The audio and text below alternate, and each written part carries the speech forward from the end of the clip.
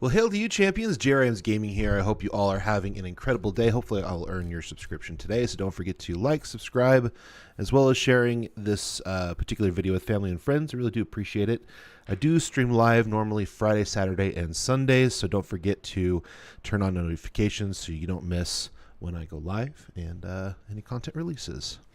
So the thing I kind of want to talk today is because I've been watching different YouTube videos about gaming, about games, among other things, and I thought this was actually a really interesting topic that I had been watching, and I kind of wanted to put my 2 cents in with it. So companies do the wrong thing for ROMs, add-ons, and exploits is the topic that I want to talk about today. So the first thing is do I see anything wrong with ripping or ROMing, people's personal games for their personal consumption? And I don't see there's anything wrong with that. I think where you definitely do get some issues with the legal system is when you start actually taking those games, ROMing them, pirating them, instead of for your personal use, you start distributing it to other people, whether for gain or for free. That's when I think the legal ramifications start coming down on individuals when they start doing that.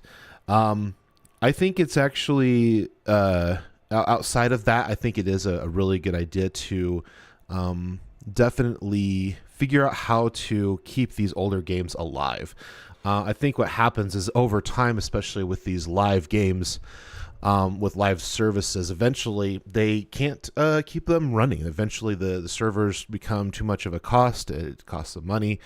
They're not getting anything in from the game because they're not updating it because it's old or whatever. They've moved on to other IPs and so on and so forth. But there's definitely something to say for, okay, well, what do we do with these? Like, what happens when World of Warcraft 2 comes out and World of Warcraft is retired? Like, what happens to that game? What happens to those servers? Do they continue to have live servers for that game, or do they just close the books on it when it's not making them any more money, and then that's it? There's no more World of Warcraft or games like that. So if game companies won't preserve their history, then who will?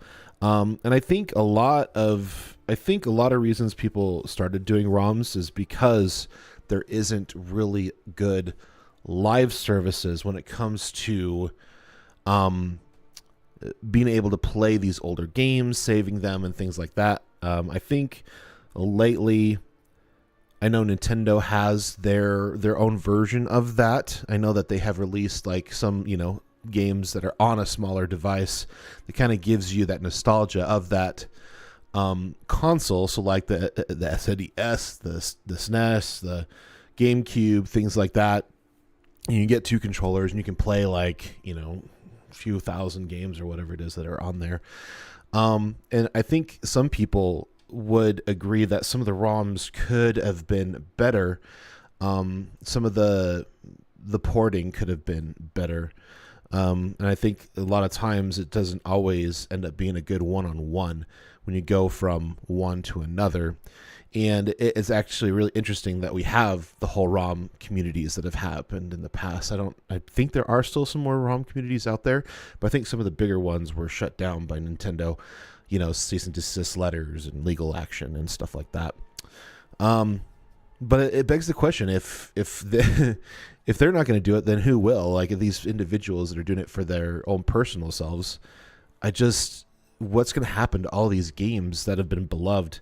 What about all the games that we don't have, for the Nintendo, even though they do have them kind of slow rolling and slow updating onto the Nintendo Switch and things like that.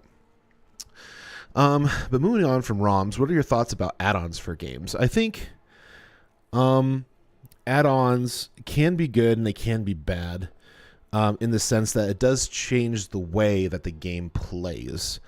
And I think a really good example is World of Warcraft, where you have things, like Raid HUD, when you have things like Healbot, and you have things and where it's just one-click wonders to put the best heal. All you have to do is click a button. It's definitely changing the way that you play the game.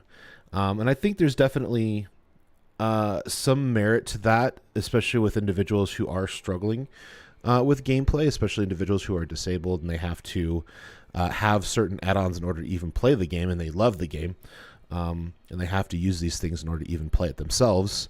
So I think there's definitely some merit to it, but I also see where the add-ons can change the game so much that you're not really playing the game anymore. And so I know World of Warcraft shut down some of these add-on companies that have been producing add-ons, not just for free, but also for profit.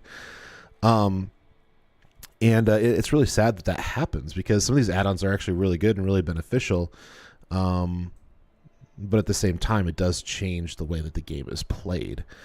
Now, what are my thoughts about exploits? Now, I think a really good example that's happened pretty recently was the one with last Epoch, where there was a gold duping exploit, and they fixed it, I think, within the week. I think they did a few days, and their message was, we have taken care of this exploit, we have patched it, we've also banned all the people who have utilized this exploit, and we're going to move forward from this. And I was just like, okay, that's really interesting. So that begs the question, should we punish players who discover and utilize exploits? And what happened with last Epoch? I really think it's disingenuous to ban people for utilizing something within the game that was put there by the creators. And so in my feelings, like, these people that were able to dupe gold, they found it and just utilized it. It would be the same thing as finding a better boss to find better drops, because it's in the game, it's built into the game. Now, some people say, well, there's this moral issue, but it it doesn't really matter within a video game. If the exploit is there and it can be utilized, people are going to utilize it. So the best message is to say, hey, we found this exploit, we rolled back, the gold, so people were back to where they started before they started utilizing the exploit, and we patched it. We would recommend people no longer to try to utilize it anymore because it doesn't work. Rather than removing all the individuals that have purchased the game, they probably, put a lot of money into the game. And now they have to buy a whole new game, do a whole new account and everything to go back to playing the game. So, I mean, yeah, it's bad, and duping gold is not good, but it was in the game. It was something that they could not foresee, and they found it and they fixed it, which is good. But I just think that taking people out of the game for just using something that's already within the realm of the game is just kind of silly. Same thing with, like, duplicating items in Diablo 2. Yeah, it's bad, but fix it. You don't say, oh, well, we're going to ban all these people because they found this exploit. It's like, no, it's your fault that the game is not working properly. It's not the person's fault who's found it, in my opinion. So should large companies deal with these how should large companies deal with these individuals instead of shutting them down and demonizing them? I honestly think if World of Warcraft finds a really good group of people who are making great add-ons, I would probably put them on their add-on team and start implementing some of the things into the game permanently, especially if something that everybody is utilizing or feels like they need to utilize in order to even play the game properly.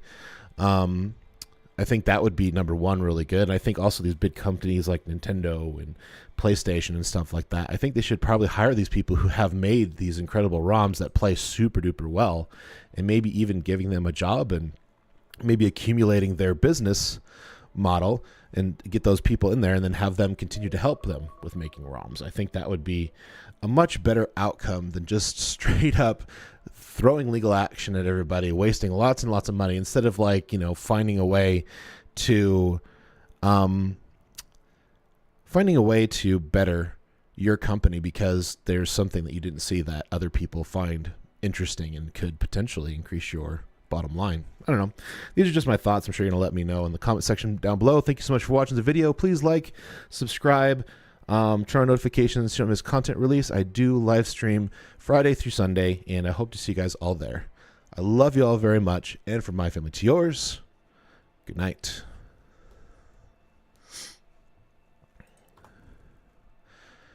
All right, guys, thank you so much for being patient with me. Let's do one more. I need to do one more video to kind of get caught up. So let's do, I want to react to the Vessel of Hatred. Diablo 4. Let's see if I can find it. I thought I just searched for that in YouTube, but I guess not. Hello? Diablo 4. Vessel of Hatred. Is it the trailer that came out fairly recently? 6 days ago? Oh. Is that Nyrel? I think that's Nyrel. All right, let's react to this. Let's find patch notes. Diablo 4 Soul of Hatred.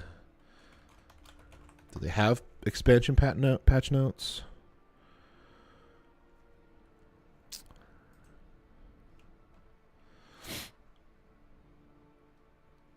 Yeah, great. Pre-purchase. Awesome. Do they have patch notes for it?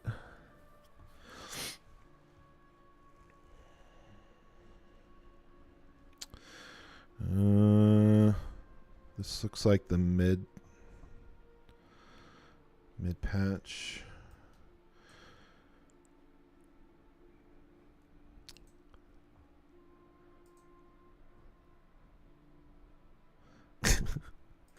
All right, maybe there's nothing official about it just yet.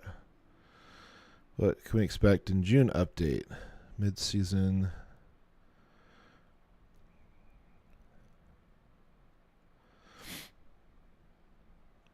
Oh, Spiritborn class. That's the other thing. Let's find that. Spiritborn. Diablo 4 Spiritborn gameplay. So I guess I could react on those two things. Sure.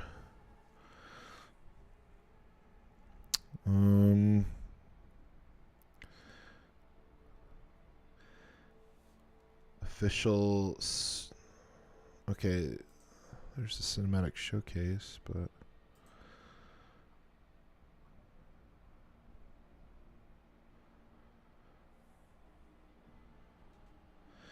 is this it? Expansion date revealed. Pets are here and more. Well, where the frick is everything? Gameplay.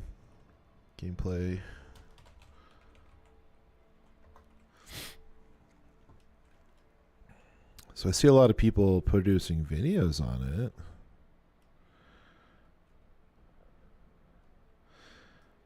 Where is this at? Is it not on Diablo? Maybe I gotta look somewhere else. Vessel here, Spirit Born class.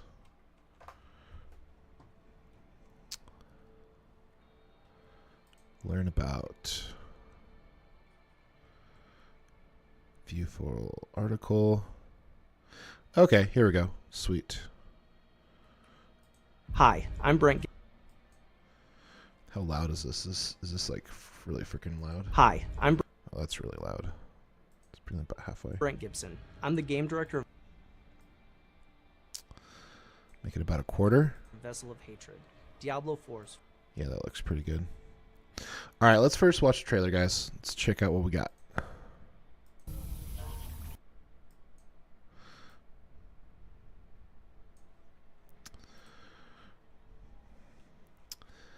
Well, hell to you champions, JayReimsGaming here. Hope you're all having... Oh, let's start the timer. Hail to you champions, JayReimsGaming here. Hope you all are having an incredible day. We just wanted to do a quick reaction video to the Vessel of Hatred and the Spiritborn class. Don't forget to like and subscribe for more videos such as this. Turn notifications so you don't miss a content release. Let's jump right in.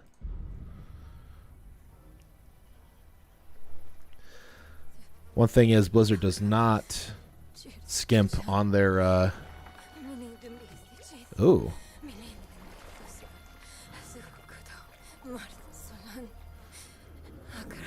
That can't be good. Yeah, it's Nyrel. Boy, young one, are you all right?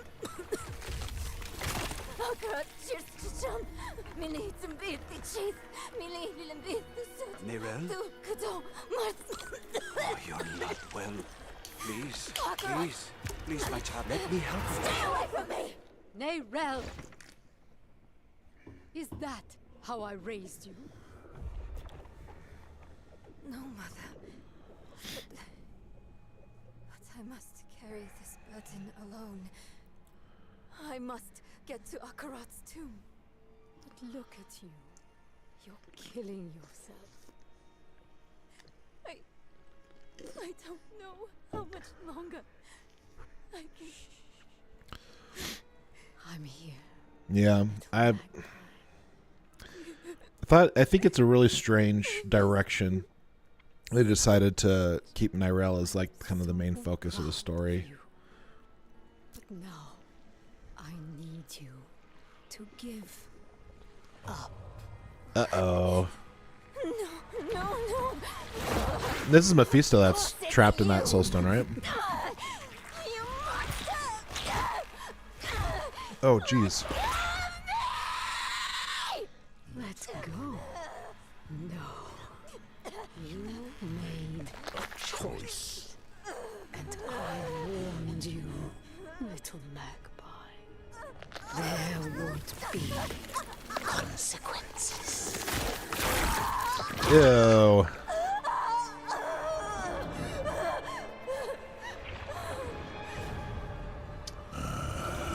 So is she gonna bring about the No!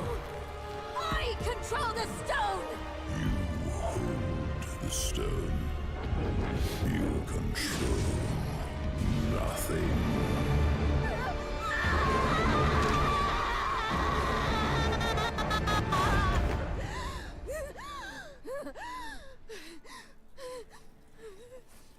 I don't know, it's just the way that they introduced her into the story, into the gameplay All right.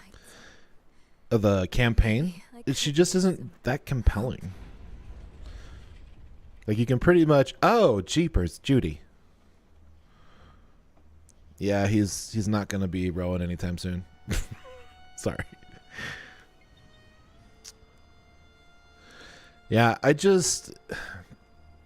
clearly the story was not made for the current demographics of Diablo games. I don't know why. But again, it's just like I'm not like, not only do I feel not a part of the story, but I also feel like they're not building these stories for, you know, for guys. It's just like I'm so confused about it all, honestly. All right, let's see what they have to say about the new class. First expansion. Vessel of Hatred is a story of isolation and the impacts it has on you when you're trying to protect the things that matter to you most. On October 8th, you'll get a chance to play that next chapter and a whole lot more. And now that we've shown you the first few moments of our story, let's talk class. On July 18th, in our live stream, Okay. we'll be revealing the New gameplay for class, our all-new nice. class, the Spiritborn. Spiritborn are apex predators built for the jungle, with a flow. Kind of looks feel like a I witch can't wait for doctor you to meets... Lastly, we Amazon? wanted to take a moment to celebrate our announcement by going live with pets who follow you on your adventure, picking up golden materials along the way. Only a year If you later, log in guys. Right now, there's a good boy waiting for you in Gyovashad. And if you pre-purchase the Ultimate Edition, you'll get our themed Nahantu pets, Warcat mount, and a host of other cosmetics. I personally want to thank you. So that's all this is an ad? Honestly, October can't get here fast enough. Until then, stay tuned on all of our social media channels. Where the heck is the Field gameplay? and Sanctuary. Where the heck is the gameplay?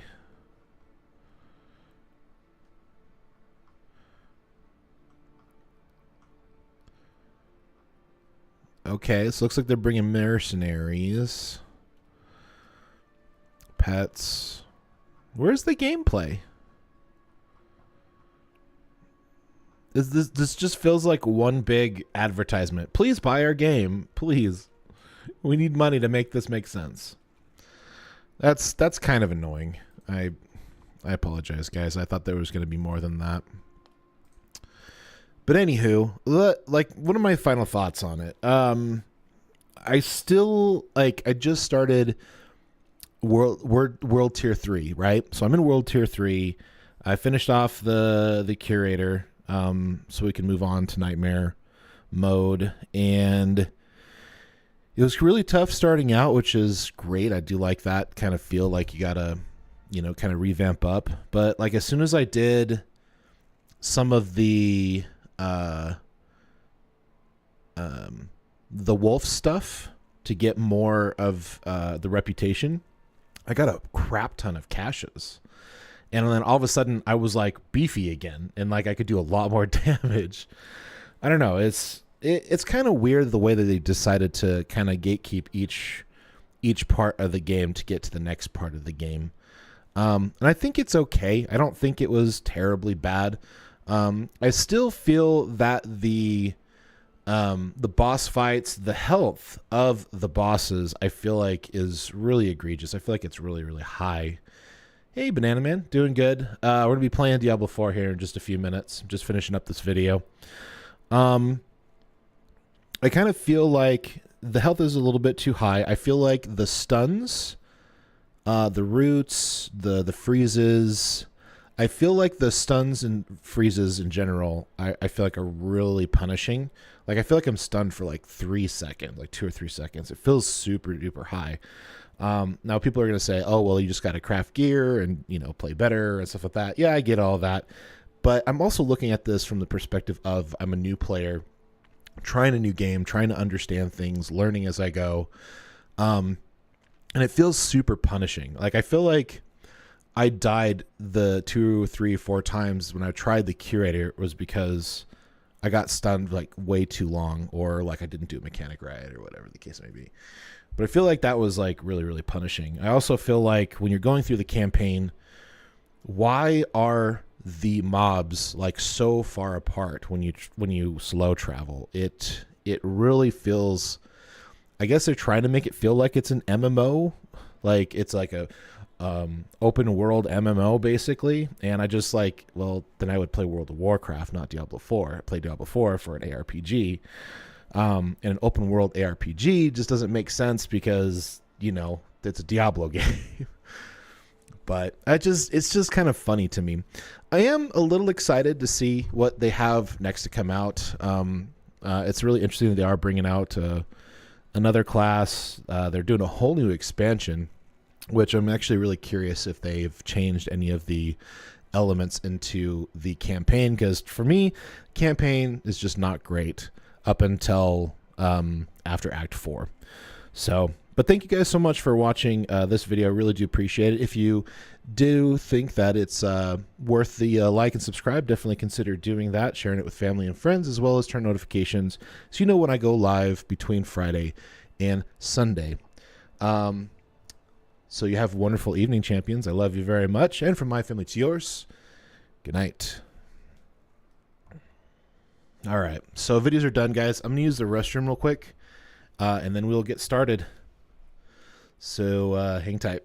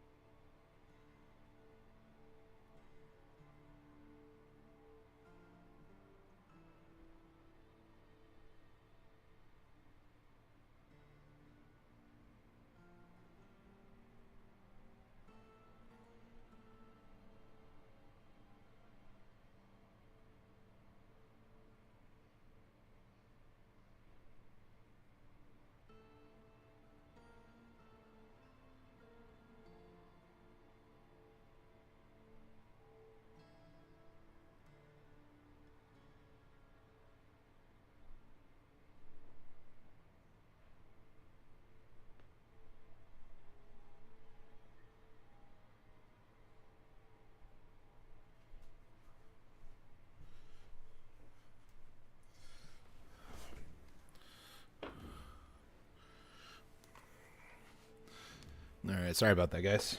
All right, so let's go ahead and get in game. So, yeah, sorry about that. Yeah, I'm okay. Usually I don't have to use the restroom this much in the mornings, I promise. We ran out of my homemade creamer, so I'm drinking a liquid poison right now. So usually I drink organic coffee. So I drink Four Sigmatic Think coffee, which has chaga and lion's mane for helping my ADD. And so I made the coffee, and I was like, oh, crap, I don't have any creamer. I went to go check my heavy whipping cream to see if I can make a new batch, and it was bad. So I was like, well, hey, babe, can I have one of your energy drinks? She's like, yeah, sure, you can have one of mine. It's like her last one of her Celsiuses. She switched to C4s. And I literally have already used the restroom this morning. My morning number doozy is done, right? And so, and I don't have that issue when I'm drinking that coffee. I know a lot of people have issues when they drink their coffee, but I don't have issues when I drink that coffee. Like, it's amazing. It's the best. I don't have stomach issues. I don't have to like rush to the restroom after I drink it. It's amazing. And so that's why I had to do that right after I did those videos, real quick. All right. So now that we're back in the game here, I think we've already gone through all of our stuff here. I think I'm going to wait on that, but I'm doing a world boss, and after that, if you want me to can play because I have a level 50 druid. I appreciate that. But right now, Mr. Banana Man, this is over on YouTube, guys. Right now, I'm just kind of playing it as, as a normie. I'm not really looking to get power leveled or to group up, I think, at this time. Maybe in the future, but right now, I kind of want to experience it as a solo player. And just so I can get like a really good feel of the game as, as someone fresh to the game, doesn't have friends, like just playing the game. I kind of want to solo it, so I appreciate you. I've had numerous asks for that, but so am I new? Yes. This is my first and only character I've played. I did try to play a little bit when it first came out. I was lucky enough to get a key from my little brother. It was really nice that he gifted it to me. But I only played like to level 6 on a druid, and I played to level 12 on a sorcerer, and I was just like, this game does not interest me. And so I stopped playing, and I didn't play it for a year.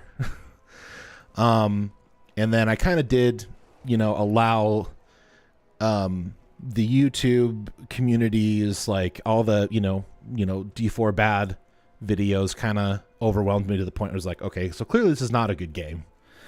So I didn't even give it a chance right out of the gate.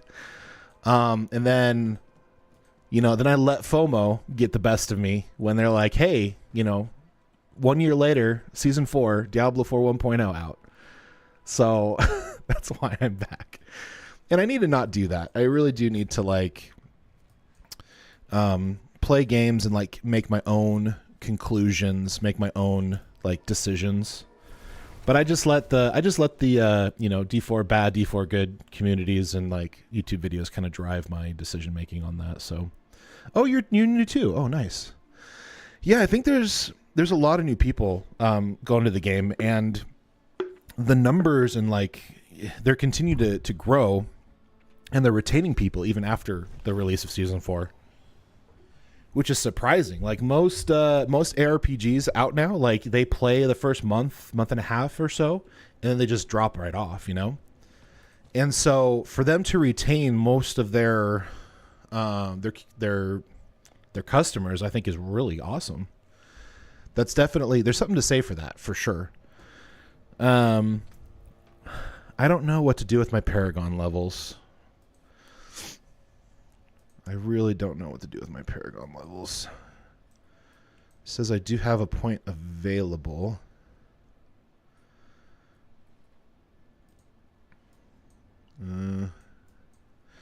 Let's not worry about that just now. Let's just do, I think I'm just going to do some, looks like Looks like it just ended. Let's do a Grim favor. Let's do a Grim favor while we're waiting for the next Helltide to come up. I think that's what we're gonna do. And so sorry for starting so late today. I have a infected cyst on the back of my neck, and it's I didn't sleep well last night, so I kind of took some more ibuprofen and slept in a little bit this morning to kind of feel a little bit better. Hopefully, I can get into a surgeon this week. I really don't want it to affect any more of my life than it already has, and it's not been great. I'm just grateful I was able to stream this weekend, to be honest with you. Search for Telon and the Fractured Peaks.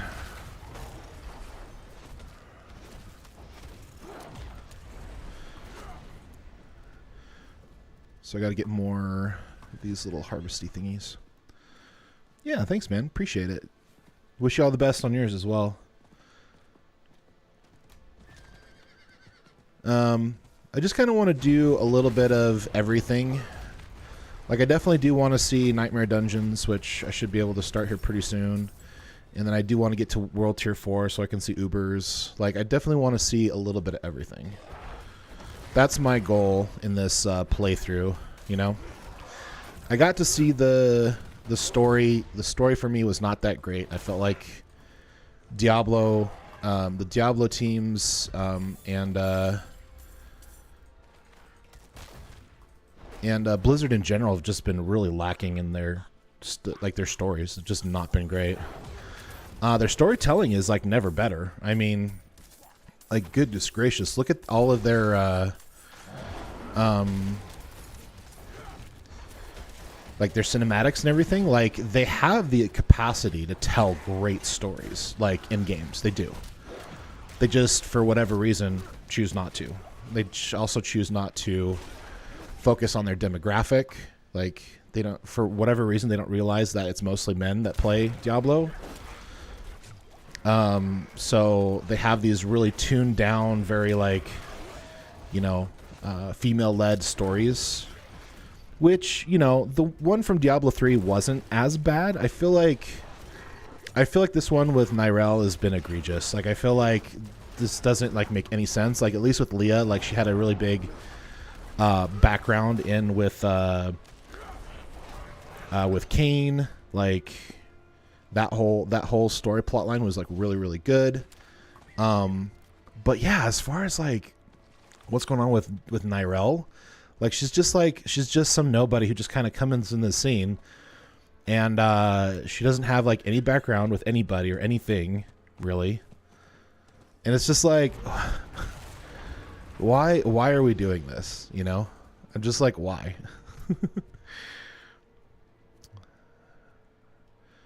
Good favors, aspect of uncanny treachery. Let's see what this is.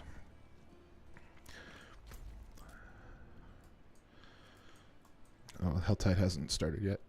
Excuse me. I do like the aspects of, like, having world bosses and world events that you can, like, farm up and, like, start and participate in. That's actually really cool. I love the Helltide system in general. Like, the density, the complexity, it just overall is just, like, super fun. It really is. Like, I think there's second no other. It does bug me that they've actually, like, implemented, what is it called? Fragmenting? No, what is it called?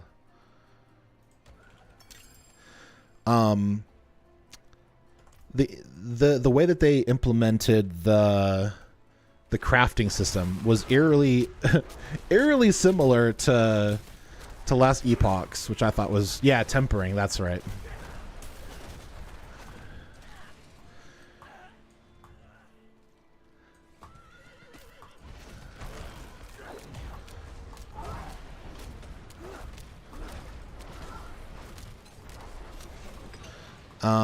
And also with the story of just not in like keeping individuals in more often. Like, yeah, you're like in like the cinematics and like the role play a little bit, but it doesn't feel like you're like the champion, like, or the savior of, you know, of these different cities and these different calamities and stuff like that. Like, your heroic deeds are not being like hailed or soared, you know, through the different areas, and people are like, oh, you're that druid, or oh, you're that Amazon, or whatever. Which has been a trope that's been in almost all of the Diablo games, like even in Diablo 3. And I feel like Diablo 4, they really missed an opportunity to continue that and really make you feel like, oh yeah, like if you're not in here like defeating, you know, the minions of hatred, or, you know, the minions of evil, then like, you know, these cities are just gonna die out and people are, you know, gonna be in a bad way. And instead it's just like, oh, you're here. Oh, you're a part of the story? Okay, that's great. I think honestly, like Donovan's story arc was probably more compelling than Nyrel's so far. Like if his son didn't become Azeroth, or whatever his name is, like if he was to continue this whole thing and he was supposed to take the Soul Stone, that would have been more compelling for me personally. And I think it would have catered more to the demographic of Diablo games in general. Helltide's up? Okay.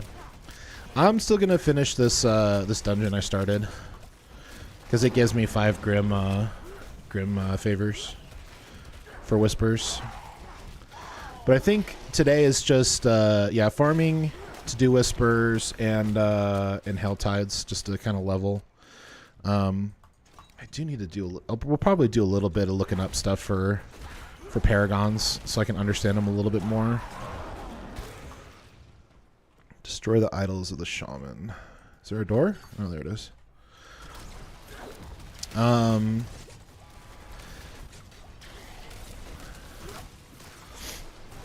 But I think that's what made me keep playing D3, honestly. Like the story, like every season I played the story. Every single season. I don't think there was one season where I was just like, I'm not going to play the story. There's one of the idols. Like with D4, moving forward, I'm not going to even bother with the campaign because it just wasn't compelling for me.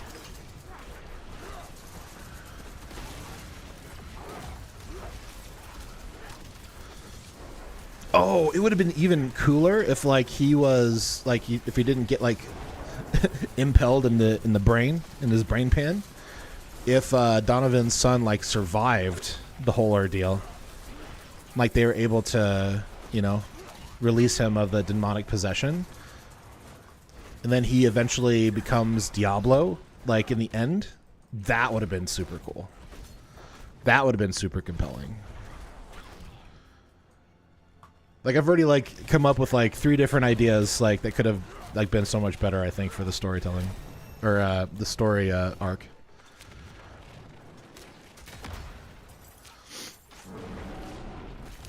And I think Blizzard and Activision in general is seeing that they're lacking in this, like, which is why they now have like a storytelling team just for World of Warcraft that they're putting together. At least from what I heard. I could be completely wrong.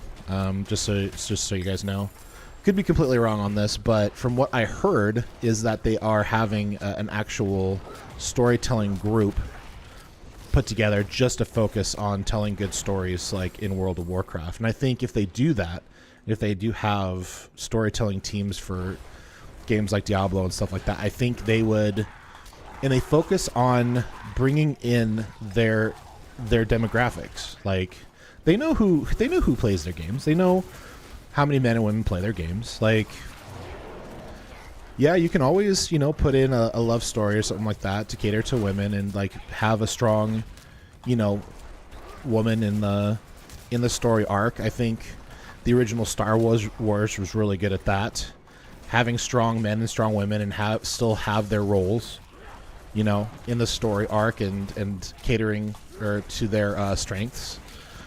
I think you can still have that, and it's just sad that we've lost a lot of that over the last 10 years.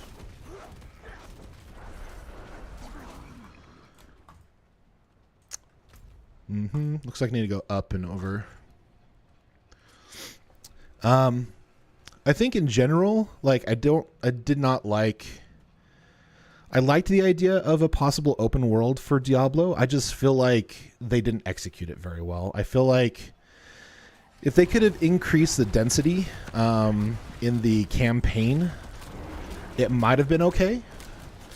But I feel like in general, it just completely laid flat. Like it's too much extra, like traveling. And I feel like level 40 is way too late to get a mount. I feel like it should have gotten a mount by the time I was, I don't know, level 20, 15 or 20. Should have been that. Or I would be been fine with level 40 if their density was increased by like 50 to 100%. And that's one thing I thought Last Epoch did really, really good at, is that their density was so good. Crucial object missing. Okay. Like, I did not feel like I was slow traveling at all when I was playing Last Epoch. Like, I did not feel it at all because there's always something to battle. And I was like, wow, this is definitely like, you know, hack and slash dungeon crawler feel. Like, this feels like a Diablo 2 style-esque game, you know? But I also feel like ARPGs have kind of lost their identity. Now it's just kind of like a subgenre of a subgenre of a subgenre.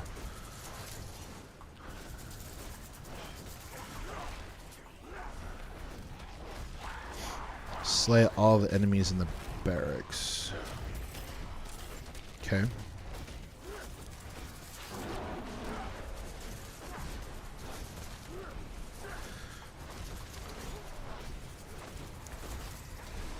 Like, if I were to rate this game right now without doing, like, hardly any of the endgame content, I would probably give it a 6 out of 10 so far. And I think, you know, the glaring issues are just, like, the story, the density in the beginning of the game, and then the health pools are too high, I think, for the bosses, and I feel like the, they have an issue with the stuns and like freezes being way too long, way too punishing.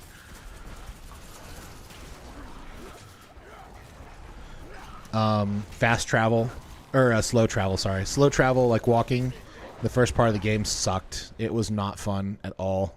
Like, I can't tell you how many times I was sitting there playing and I was just like, I kind of feel like uninstalling this game and not playing it. Like, that thought crossed my mind every single weekend I streamed it. Not so much anymore because I'm in, you know, the latter parts of the game. And I'm starting to kind of experience some of the endgame content.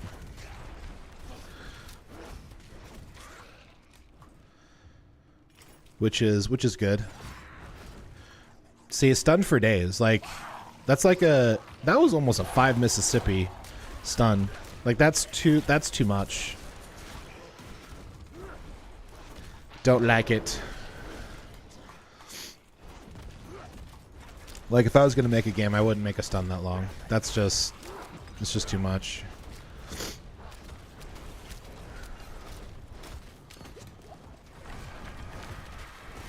And on one of my videos that I produced last week that went live, I had a very fair feedback, which was that I was kind of late to the game.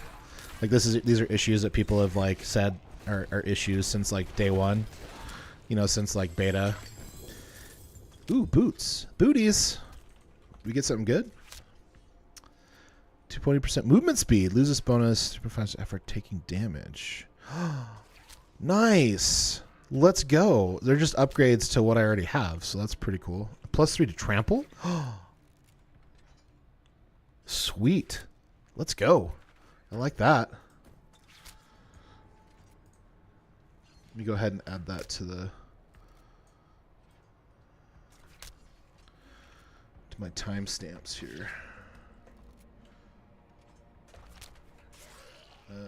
54, 30. Area boots. Had caps lock on, of course. Of course.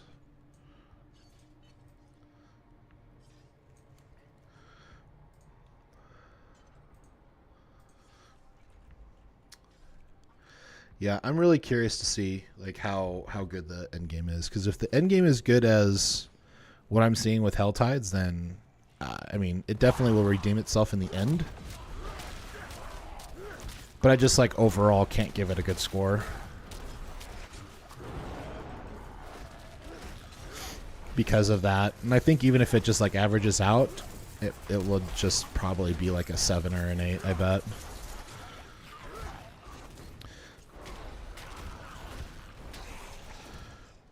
But then again, I'm starting to get more picky about my games. So there is that. There's a little bit of bias, my personal bias. So we've detected inactivity during your live.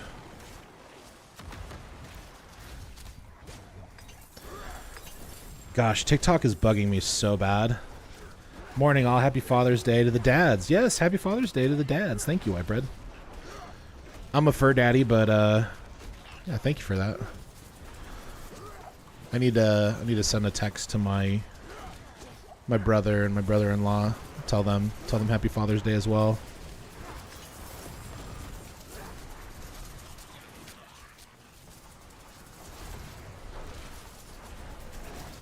Still counts, yeah. Still counts. I'm not gonna lie, they are absolutely in need all the time. There isn't like an hour that goes by that I don't do something with my dogs. Whether it's take them to go potty or do cuddles or, you know, give them baths, you know. Well, I don't bathe them every day, like maybe, you know, once a month or something like that. But they're, you know, I always like try to do something with them every hour or two. Like I'll probably go take them out to go potty here in a little bit.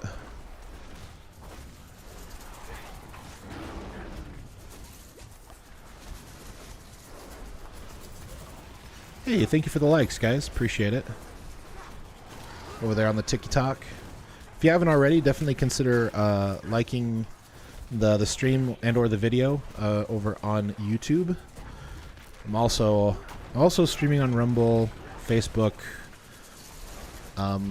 Trovo, Twitch. I stream on everything, so which is a benefit to you guys. You can view it on your favorite streaming service. So I feel like that's a really nice thing to do for people.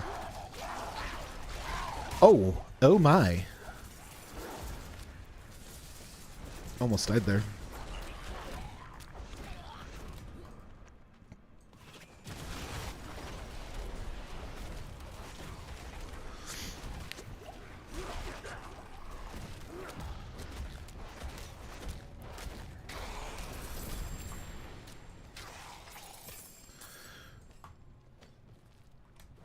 I do like how the abilities like work. The abilities have longer cooldowns, so you really do have to think about what you're gonna do in boss fights.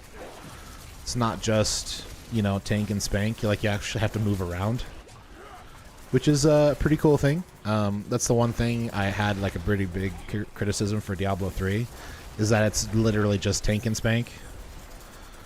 You really don't have to worry too much about mechanics.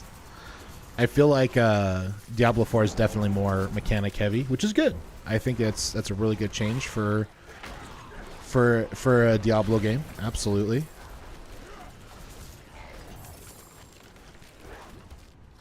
think it's really good. And at least you have something to do while your cooldowns are off, which is good. So like even though like I spam all my abilities, all my cooldowns are down, like I still have a main ability and like a resource that I build up, and then I can utilize the other ability while I'm waiting for those to come off cooldown. Very cool.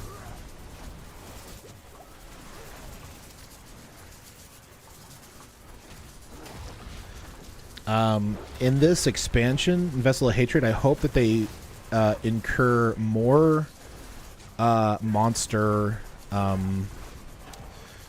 what do you call them? The looks of the monsters. Like, they need more variety. Like, it's so funny, like, how you compare two games. Like I feel like Last Epoch had a really good monster uniqueness, and yeah, you will change the colors and give them different abilities to kind of help with that, so you don't have to have as many, because it's expensive to make these models. Like I get it, but currently in Diablo 4, I feel like there's not enough. I feel like they're all too much alike. Yay, let's go.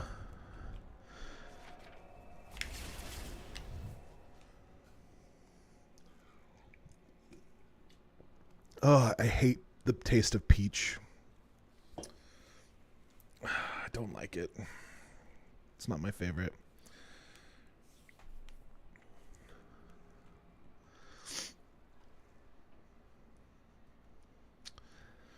Yeah, I feel like it needs more uniqueness, so it doesn't feel like you're just taking on the same monsters every time. All right, let's go venture out into the Hell Tides here, and let's. Did I just click on my? I just clicked on my portal, didn't I? Whoops. Paying too much attention to what I'm talking about rather than silly Jay. Tricks are for kids.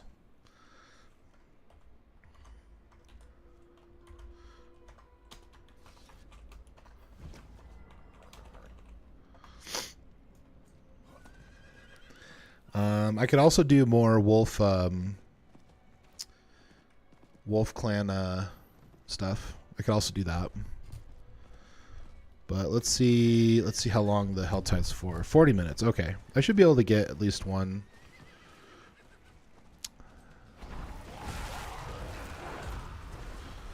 Should be able to open at least one, right?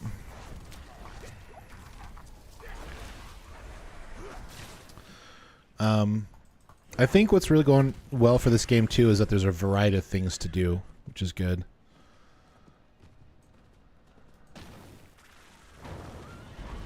Like there's not just like, oh, you just do riffs, or oh, you just do Ubers. Like you can, like there's so many different things to do, which I think is really incredible. Wow. Okay. This is the density I was talking about.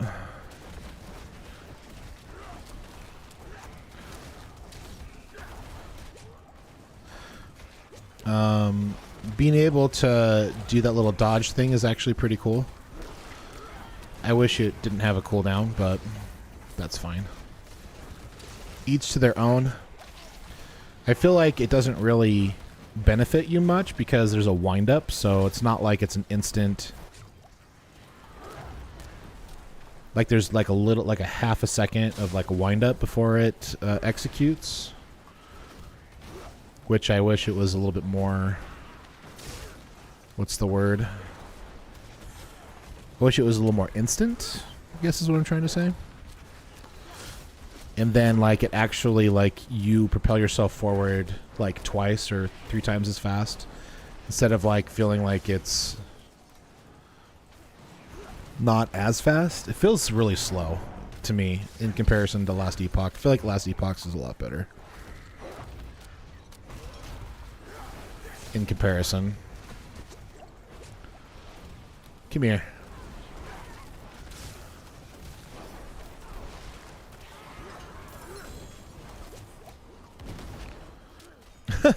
I ran into that explosion. That was silly.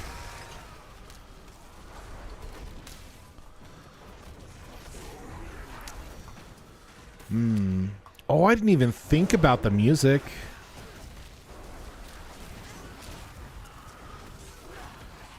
I feel like the music was more inspired by Last of Us than the last 3 iterations of Diablo.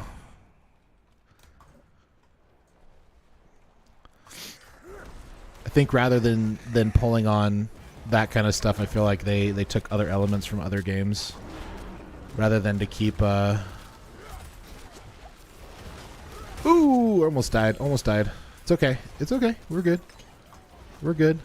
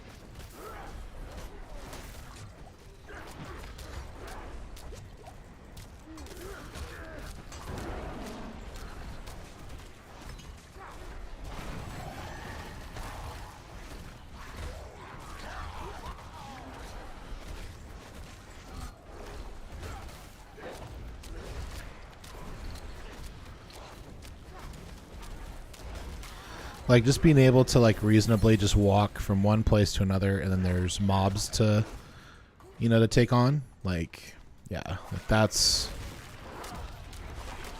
absolutely incredible. And from what I understand, like, they took the best of, like, several different ideas they had with other past seasons, and they made this Helltide baby for Season 4. I didn't get a chance to see the other ones, but I hear that this is, like, the best rendition of all of them.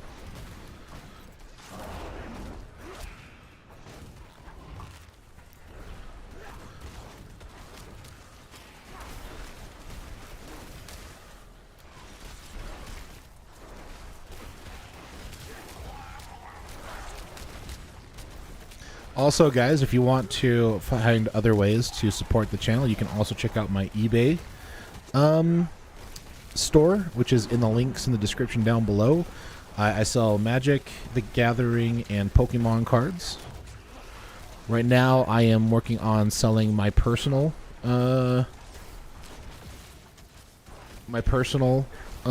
collection. And I'm starting to open, like, packs and stuff like that. So if you guys want to support that way, you're more than welcome to. Get a couple of cool cards. Support me in the process. It all helps in the end, so appreciate that.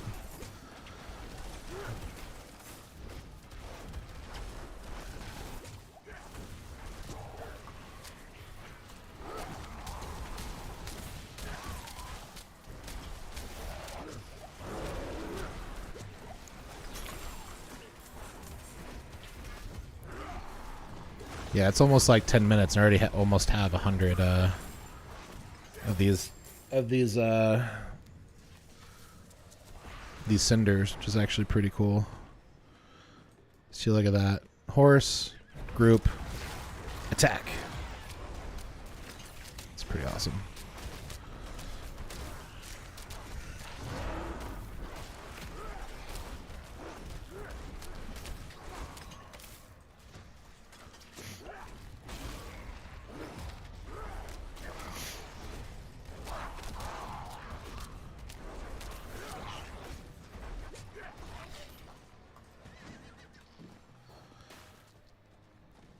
Womp womp.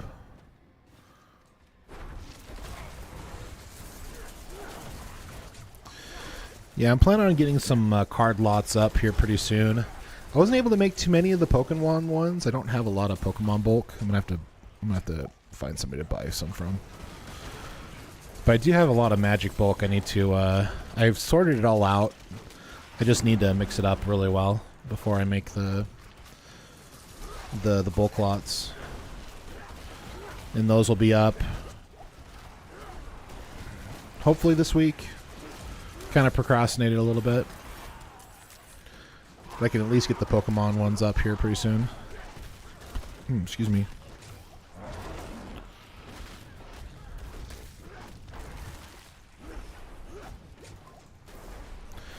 Thank you for the likes over on TikTok. Thank you, guys.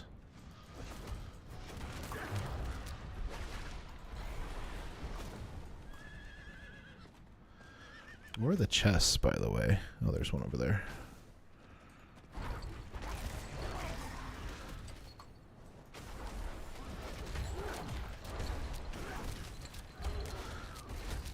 So we're just going to switch from doing Helltide and Grim Favors, I think, for the rest of today's stream. And then I'm hoping next weekend, my goal is to do some Nightmare Dungeons and try to get to World, see what I got to do to get to World Tier 4.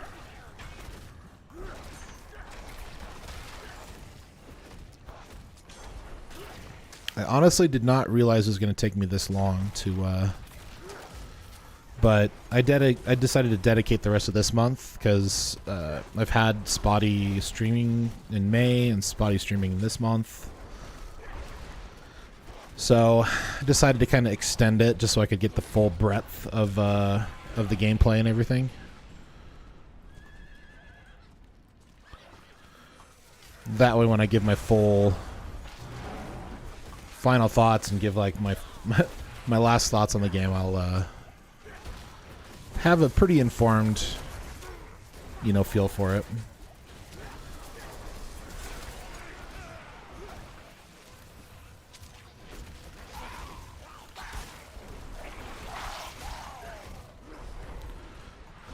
You know, I was just thinking, is there not very much music going on here? Music.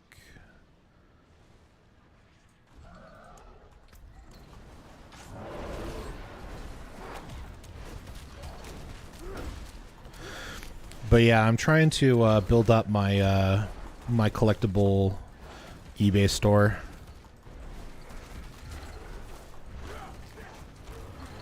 I'm just gonna do it under my name for right now. I have a lot of things going on. I'll have to like do like a official announcement this quarter video.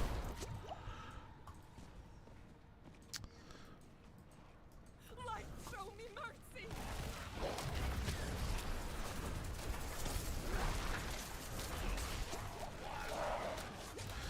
And stun for days, of course.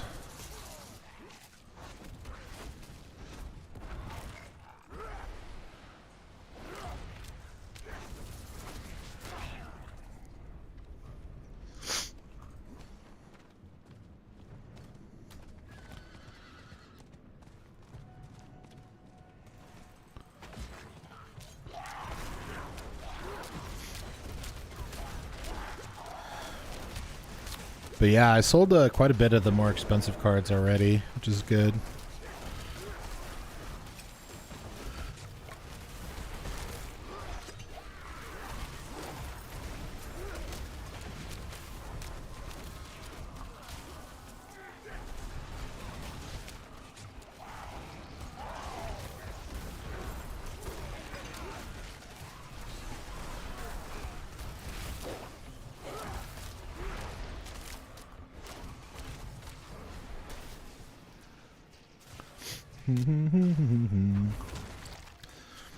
I just think it's super fun.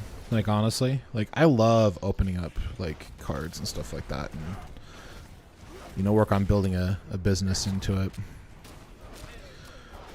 It's fun because so when I played World of Warcraft, I really got big into auction house and jewel crafting back in Wrath of the Lich King, and I was pretty good at it.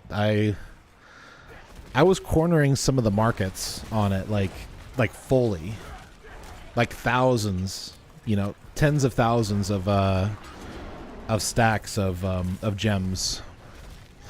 Like, I had so much gold, I could buy out like all of one of the biggest. And people will probably say, "Oh, this is really scumbaggy," but I would corner the market and monopolize like one of the gemstones that were the more popular gemstones. I would literally buy out the whole market, put hundreds of thousands of gold into it. I'd buy the whole market, and then I would re-upload them on the auction house for, you know, 3, 4, 5 times as much, and get a lot of gold that way as well. But part of it was buying the ore, smelting it, right, and then turning those into, you know, possibly getting gems, and then taking those gems, cutting them into gems that can be utilized in gear, and then putting those on the auction house. Yeah, I would make between 10,000 like and 50,000 gold like easily a night, easily. And I think I made like 1.4 million gold during Wrath of the Lich King. I think was my end gross. So I'd probably say I netted, you know, at least 20 or 30% of that. And so like bringing those skills like into the real life. Oh, and also like trying really hard not to crash the market. That's the other thing too, is that like when people are just flooding the market with items, like you need to definitely be the lowest, but you don't have to undercut like by high, you know, cutting into your profits. Like, so I literally would post stuff for like 1 copper less and be the cheapest, would be the first one on there, so it wouldn't crash the market. The only problem is that there are individuals that were upset about that, and so they would you know, undercut by like, you know, silver or like gold, and you're just like, bro, you could just do it for a penny, you know, and get it sold really quick and not crash the market like so fast. And it's like, it's the race to zero, basically. That's the one thing I don't like about like the auction house and like, you know, in real life eBay in general, is because it's always the race to the bottom. It's like, let's see how fast we can get to the bottom and like not make anything off of this. It's like super annoying. So like people don't understand, like you can get it, and eBay like puts the you know, it has a filter to put the cheapest first, right? So just do it by a penny. You'll be the first one, and you won't have to cut into your profits. I don't know. It just seems like a win-win, even though it sounds and seems scumbaggy. It's like, but I also don't want to lose, you know, dollars on a card that I'm trying to sell for $10, you know? I don't want to undercut somebody by 99 cents just so I can, you know, be like, hey, I'm cheaper than this guy. But like, if you undercut it by a penny, then you keep that 98 cents. See what I mean? But it's also like, you know, trying to be the low to, you know, being between the low and median. So hopefully your stuff sells fast. That way you can put more money back into, you know, scaling the business. And I'll have to do a video talking about my bulk buys and talking about different stuff that I'm going to be buying and stuff. Like I'm going to hopefully be opening this week to collections of like $200, around $200 to $300, I think, at a time. And seeing how that goes. I'm really excited about it. Should be pretty awesome. Hey Siri, set a timer for 16 minutes. This is so I hopefully don't miss turning these in. So anyways, yeah, I'm starting an eBay store business on the side. My goal is in a year to be able to book a cruise for my wife. That's like my ultimate goal, my first year. Which, it doesn't have to be an expensive one. You know, you can actually find some really good deals in like the early parts of the year that are like, you know, pretty decent, like to like Mexico and stuff like that. For like, you know, under $1,000 or $2,000. Like they're really not that expensive. But they're super fun. So, you know, doing those and stuff, it's definitely a lot of fun. Like the last time we did it like 3 or 4 years ago. It was a lot of fun. We got to meet some like really cool people. Like we met one of the people who did some of the work on what was it called? It was the like Missing Link or something like that. Like the animated show. Yeah, we got to meet one of the people that were on that, which was actually pretty cool. We're just chilling in the hot tub. Be like, oh yeah, have you seen this movie yet? And I'm just like, no, I haven't. Like, what is that? They're like, oh, it's one of the projects I've been working on. And I was just like, what? That's so cool. It's fun meeting like different people and being a part of that. And like it's fun because you meet a bunch of cool people and you all go home and, you know, you're not friends forever. Just you're like buddies while you're on the cruise. And everything's taken care of, you know. You get your drink, your unlimited drinks, and you just eat food, and you experience the cool water parks that are on there. Go on the excursions.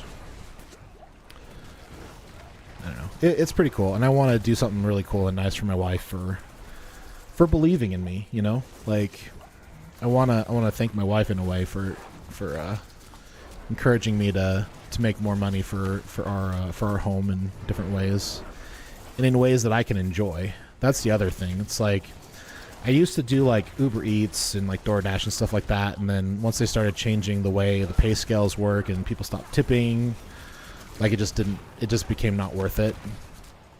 All the wear and tear on your vehicle and stuff like that. I was initially going to do plasma donations, but then I got sick. And I got this, tried to get this thing removed on my neck, and then it got infected. And it's like, I don't know. I think it's just my body's getting old, and I need to keep all the fluids in it that I need to. I also need to, start working out a little bit more. I forgot to go on a walk yesterday. We should go on a walk tonight. Yeah, just trying to be as healthy as I can and, live the life I want to live, Just go to work, come home, my lovely wife, and our cute little doggos, and, just enjoy life. Spoil our nieces and nephews. It's another thing I want to do.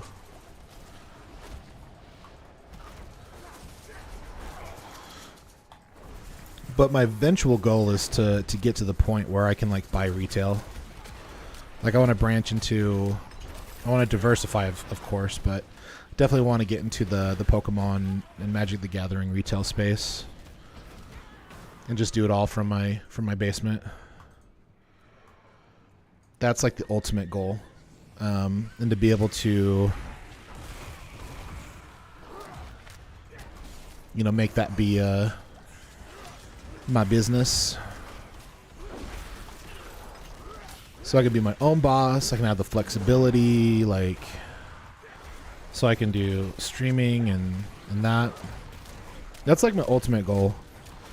If I could do that, I think I'd be super happy, because then I don't have to worry about if I'm sick or whatever that. Yeah, I will. I'll lose a day or half a day or whatever of processing stuff, but at least I don't have to worry about PTO and stuff like that. I can take a break whenever I want, all that kind of stuff. So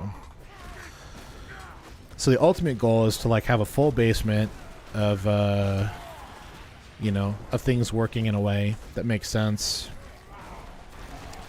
I don't know if I want to do it an employee. I think I just want to kind of try to see how I can scale it myself and see where that looks like, and then,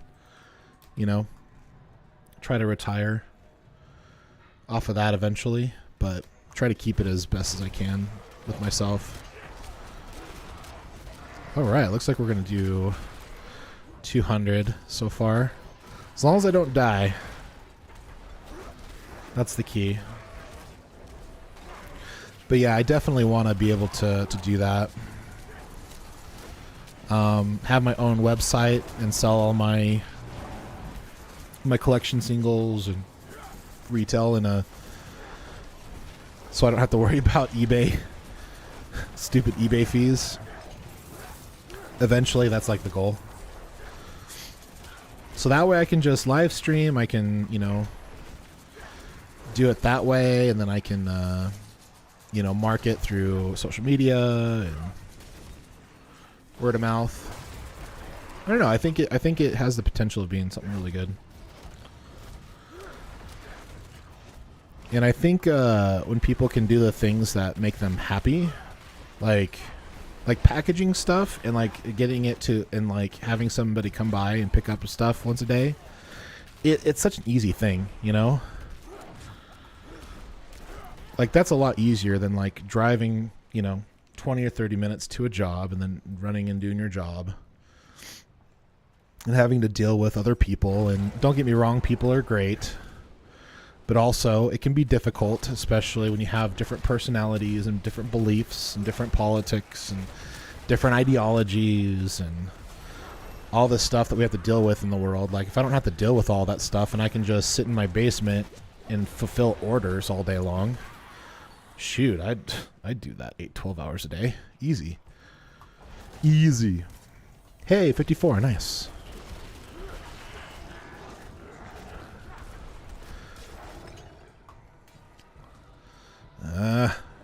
Whatever. I guess we're going to traverse here.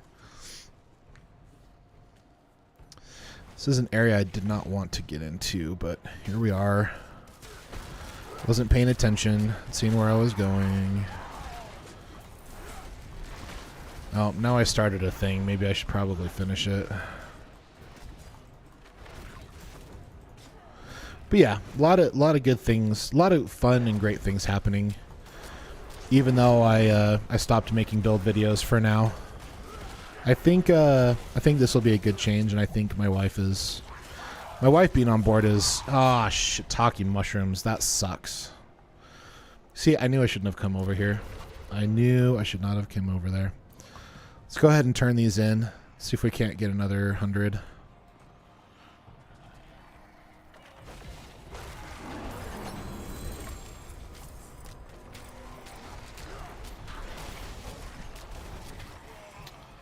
But yeah, like we just talked about dedicating one of our credit cards to leveraging buyouts for collections. My wife is on board, so like trying to figure out like which one we're going to use and stuff like that. And basically, it's going to be my job to make sure that I don't over leverage, and I make sure that I sell stuff each week and try to hit goals each month. It's going to be fun. Like, it sounds daunting, and it does sound scary. Like, I was like sitting there thinking about the other day, and I'm just like, oh gosh, what happens if I buy all this bulk and all these collections and they just don't sell? And I'm just like, yeah, but that's one of the risks you have to take, and you're just going to have to ignore it because it's going to work, Like, looking at the profits and stuff like that, even if I'm purchasing cards, like, on the low end, like 40%, and like more premium cards on the 70-80%, like,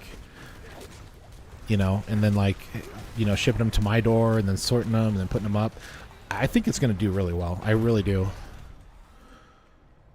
It's just a matter of how can I scale it, and my goal by the end of the year is to scale it to the point where I fulfill all the free posts that I can put on eBay.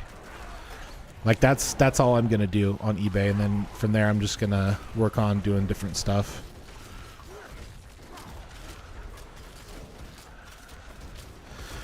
Like, I think I'll probably branch out to like maybe TCG Player and stuff like that and try to do stuff on there as well. I'll have to look and see, because I kind of want to have different places. I think there's also another app that's doing like auctions and stuff like that I could probably put stuff on, and then doing like specific live streams for those auctions, for live auctions. I think would be a really good idea. Yeah, just kind of scaling it and getting it to where I want it to be profitable. Ooh, nice. All right, we got 60. We got 60 left. Where are we at? Let's go to the center part. So I'm really excited. It should be really good. I'm still gonna do openings like each. I'm gonna try to do openings on each release. Like, I still need to go and look and see like what the release schedule looks like. I definitely want to open Shrouded Fates. So getting enough booster bundles and like ETBs so I can open up those, I think would be really good.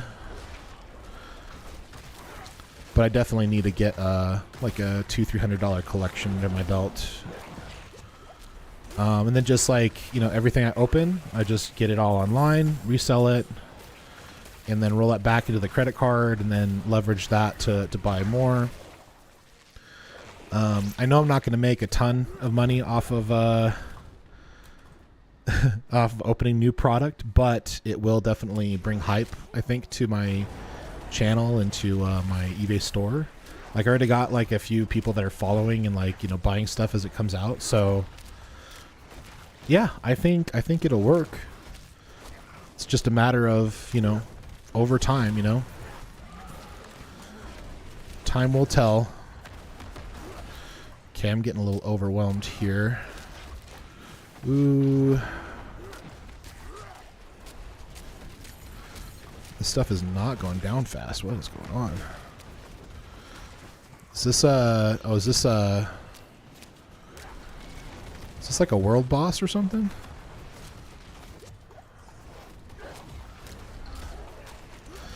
Like, these Wraithful Phantoms are a lot more powerful than I thought they would be.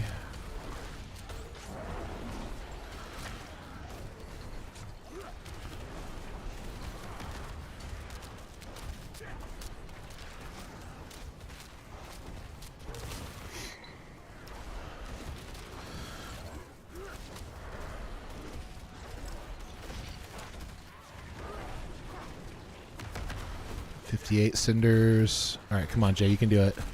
All right, so our goal is just to not die here. Uh-oh. They grow more angry. Like, I want to try their, what's it called? Their, the rift system. They don't call them rifts. What do they call them in D4? I can't remember. But they're just basically Diablo 3 rifts, you know? You just go in there and you run a lot of stuff. Oh, goodness. I don't have too many more minutes left.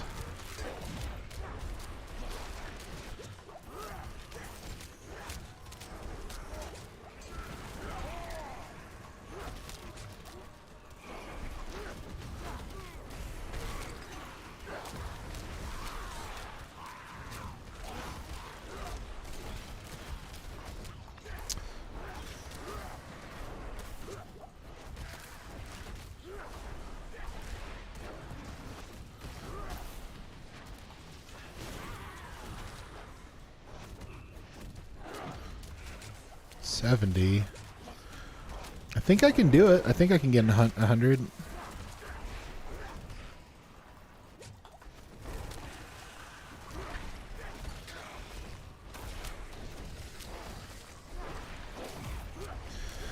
But yeah, still gonna stream.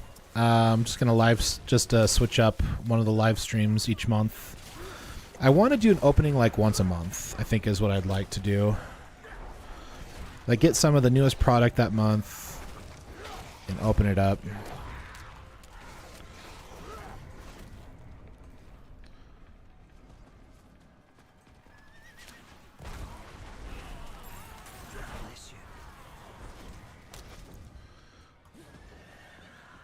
Hey, thanks, Incinerate. World Boss.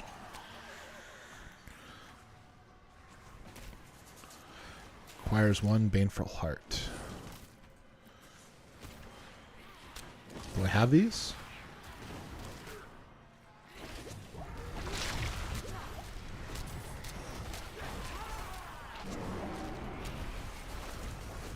No, don't go away, dude. Get back here.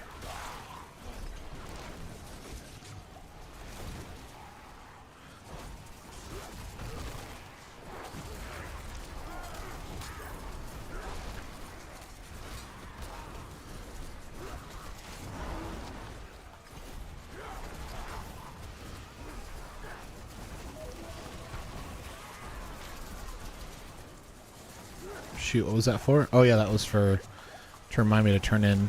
Nice. We got 100 cinders. Let's finish this, hopefully finish this.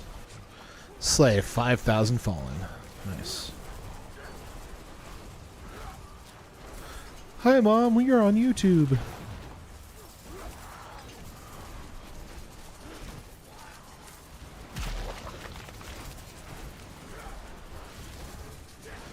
Alright, we got Anita, the Blood Maiden.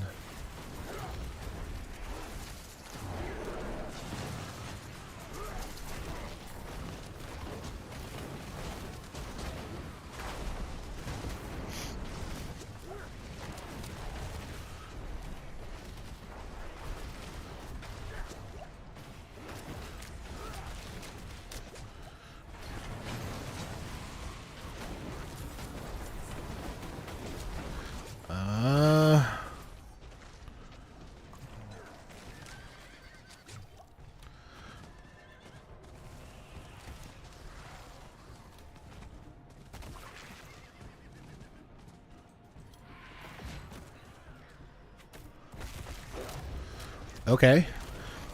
Why do they put... Okay, that's really annoying. Why do they put a pack right on top of your stupid thing? Like you're turning. That's so mean. It's like let's see how oppressive we can... Requires 250 cinders. Oh. Well, where's... Do they go up? I'm confused. Do they go up in price as you get into the different world? That's strange.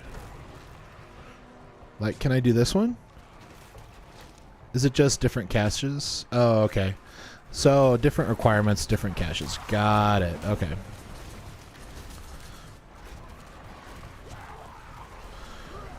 So you got 75, 100, and 250. Shoot. These guys are trying to kill me.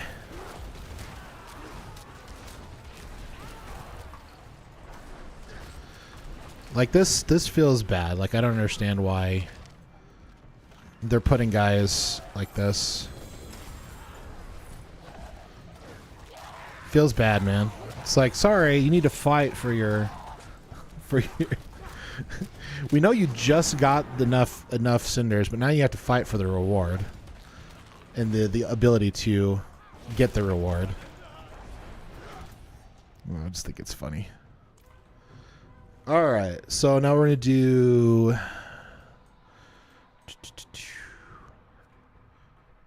How many more?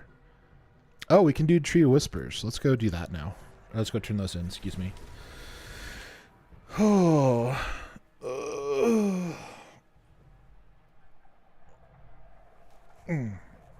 So yeah, a lot of good things happening.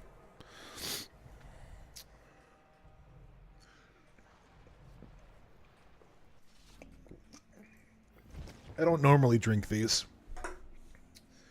That's the first energy drink I've drank in like years.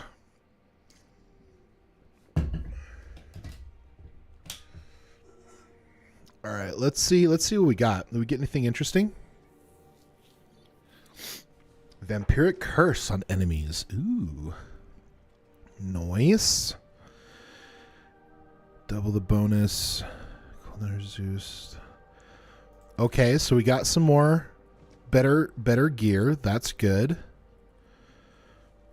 Ooh, increase crowd control duration while unstoppable. Reduce cooldown just triple when. Nice. Let's go. Very cool.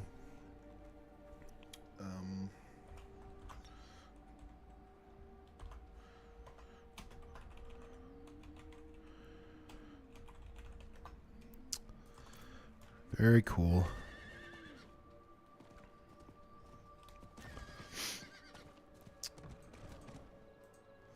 It is done. All right.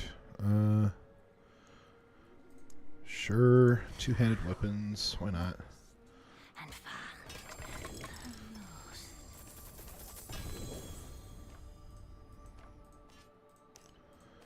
Looks like I need to go see a.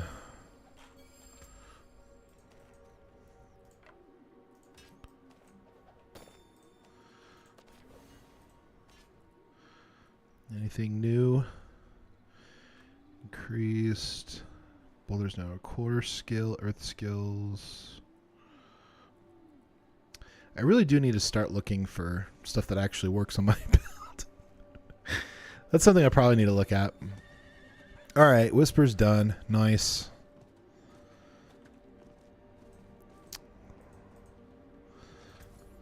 Hello? May the light keep you. I love that somehow these spirits can blacksmith. That's super cute.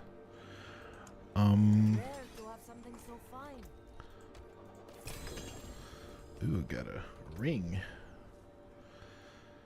Gain 34 of your primary resource for every 20% of your life that you heal. Okay. Okay. It's a better ring. I think we'll keep the unique on there. That's cool. Okay. So what do I need? So what do I need to do a nightmare dungeon? Like, can I do a nightmare dungeon? Let's ask.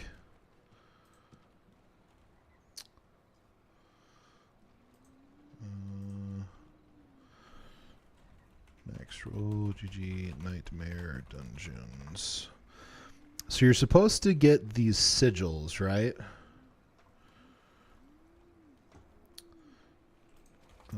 Where is that located at? Consumables?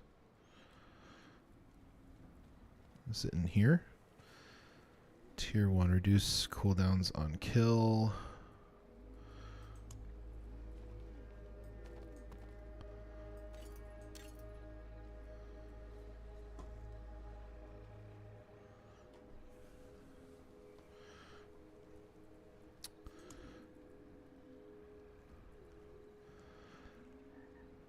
Assembled beneath the Tree of Whispers with malignant burrow to summon a powerful enemy. Collect from Whisper caches.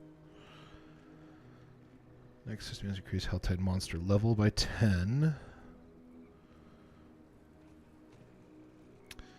Sacred Nightmare Sigil. Is this it? Transform this dungeon into a nightmare dungeon. Surat's Lair in Skulsgen. Oh, okay. So, complete the cathedral, complete 10 whispers. After right-clicking, cache inventory tier 1, Nightmare Sigil is given one of the rewards. Pick it up.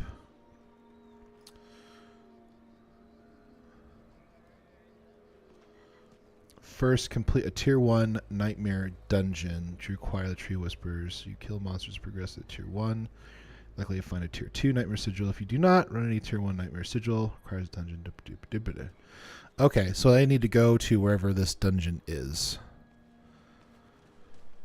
So this one is Shifting City in Dry Steeps.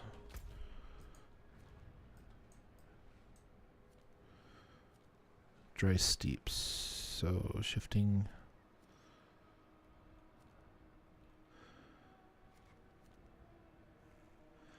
Activate it first. Okay, so I just got to right click it. You don't have access to Shifting City yet. Okay. But this one. Activate Nightmare Dungeon, Surat's Lair. Okay. So now I got to travel to that guy, right?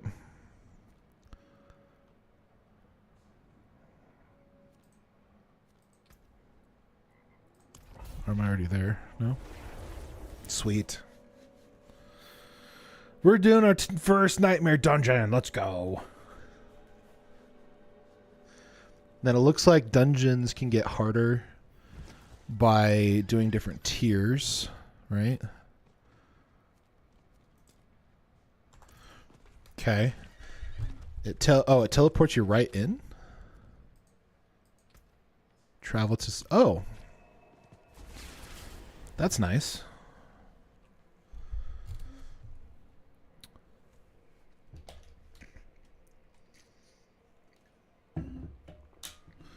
Doing our first Nightmare Dungeon.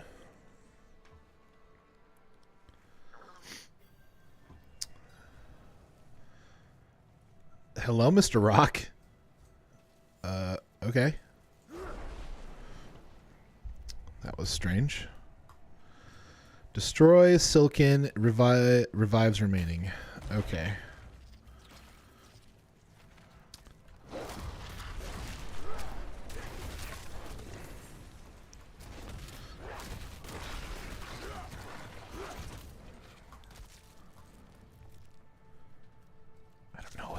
I don't know what that thing is, but okay.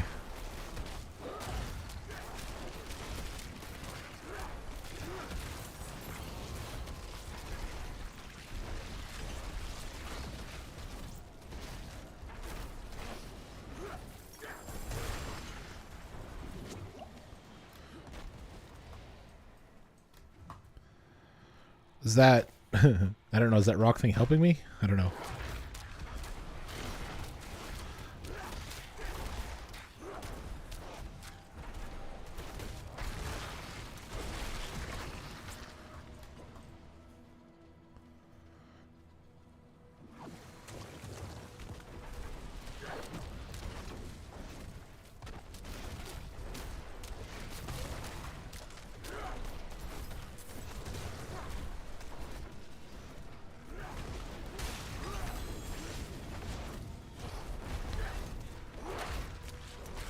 No, if you go to the circle around it explodes and does damage to me. Oh.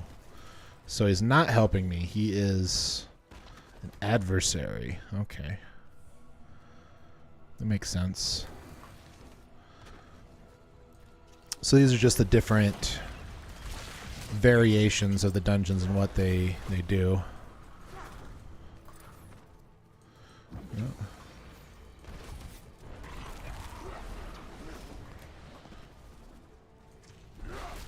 So like each dungeon will have a thing that you got to worry about, or like you have to get a certain key to open up this thing, or whatever the case may be. Oh, hey Pixie, what you doing?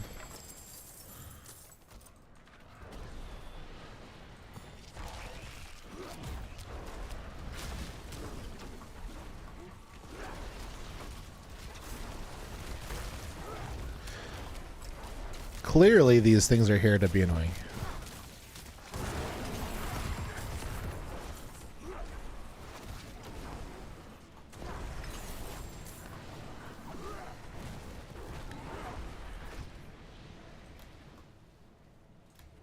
Okay. And revives are like how many times you can die? Is that what that is? I'm guessing.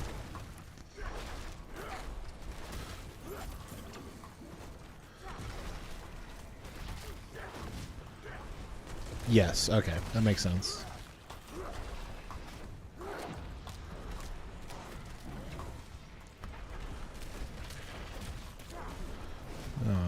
Matriarch.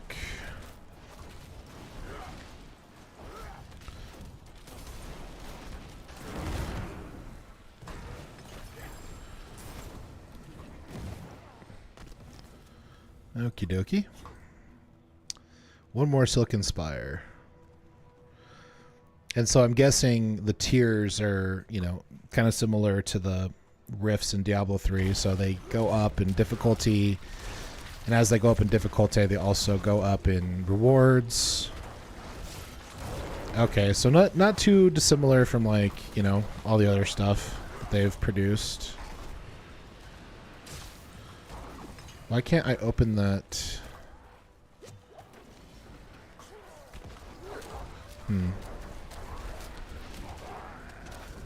It's acting like I can't open the... Is it because I'm engaged right now, or?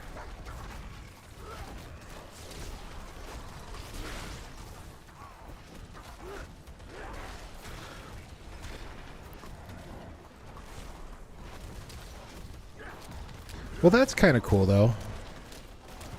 It's a little bit different than just your normal run-of-the-mill, like, dungeons. They're just, like, hyped up a little bit. Tiers 1 through 20, you have 12, and tiers 21 to 200, you have 4. Oh, gotcha, okay. Level 55, what's up? I want to open this freaking... Is it bugged? Like, I can't even, like, click on it. Or am I just, like, in the middle of this, and it's just... I have to defeat them all before. That's weird. There we go. Ooh, another ring.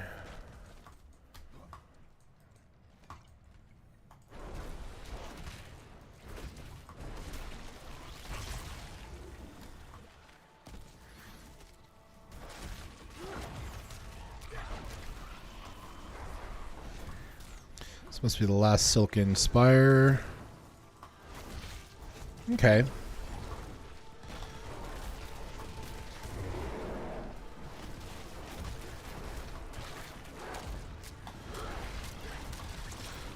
So far I'm not really seeing anything like super like new or different. Well, it's different, just not, it's not super new. It's like,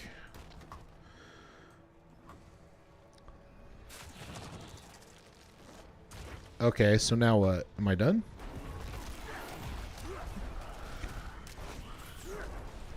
Travel to the Queen's Den. Oh, okay, now I gotta do a boss fight, right? My friends were cut down. I won't last on my own. So this is kind of similar to what the what was the last epoch equivalent to this? I forget. What were they called? Gosh, it's been a minute since I played last epoch. See, this is why I need to get my This is why I really do need to get... Ooh, E. Okay. Yeah, this is why I really need to get my Steam Deck. Because I definitely still want to play, like, you know, some of the games I have there. I still want to finish the Harry Potter game, even though I couldn't make it work really well on my computer. I still want to finish playing it. Like, it's a fun game. Same thing with Last Epoch. I know they have some new stuff that came out. I want to play that. Maybe not necessarily want to stream it, but definitely want to try it out.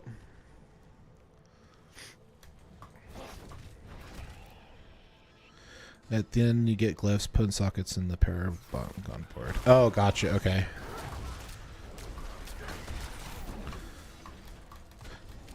Okay. Frozen for days. Frozen for days.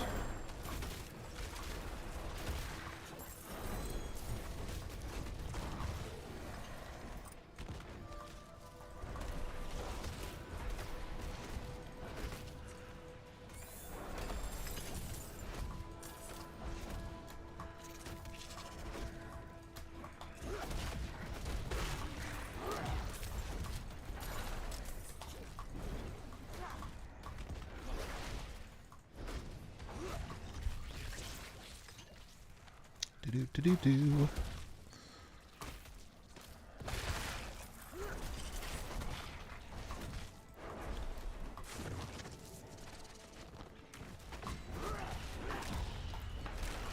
At least Diablo 2 definitely gives you enough time. Like, there's enough that's the one thing I really do enjoy about this game, is that the indicators for boss fights and stuff are really good. So, like, you only have to, like, die, like, maybe once or twice to really go, oh, I need to stay out of that. Or, hey, I need to avoid this. Or, oh, I need to be in this spot when this happens, you know? That's something I feel like Diablo 4 has done very, very well at, for sure. Last Epoch 1.0, it was really bad. Like there was stuff like there wasn't really good indicators on some stuff. Like, some of them were good, some of them were bad. It's like it was very inconsistent during 1.0. So it's kind of funny because you're like fighting a boss and you're just like, what am I dying to? I didn't see an indicator for this. And so, like, dying a lot just because, like, the indicators just aren't as great. Where am I going? Where is this spider den? Is it in here?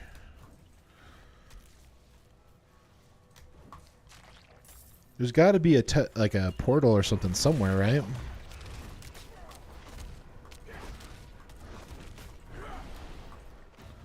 Here we are.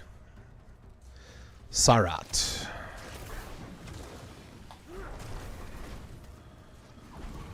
Oh, and we have to deal with them during boss fights. Oh, okay. Okay. Okay, so we got slows, we got AoEs on the floor. Spider webs, I'm assuming slow. Yep.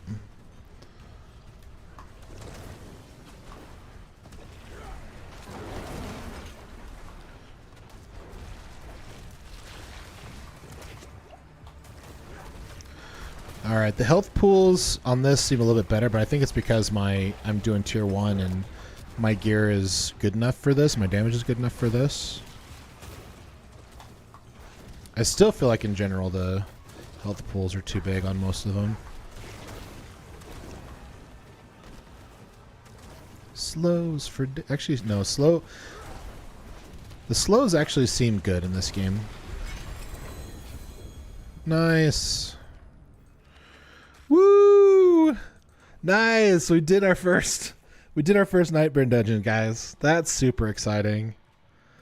Let's frickin' go.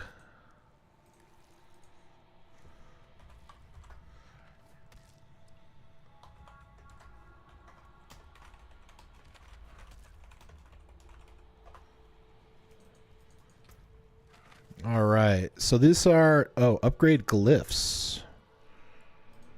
I don't know which ones to upgrade. Do you just, are these like, are all of these good to just like, you just upgrade all of them? Hold on, let me look at my build and see if there's any information on it.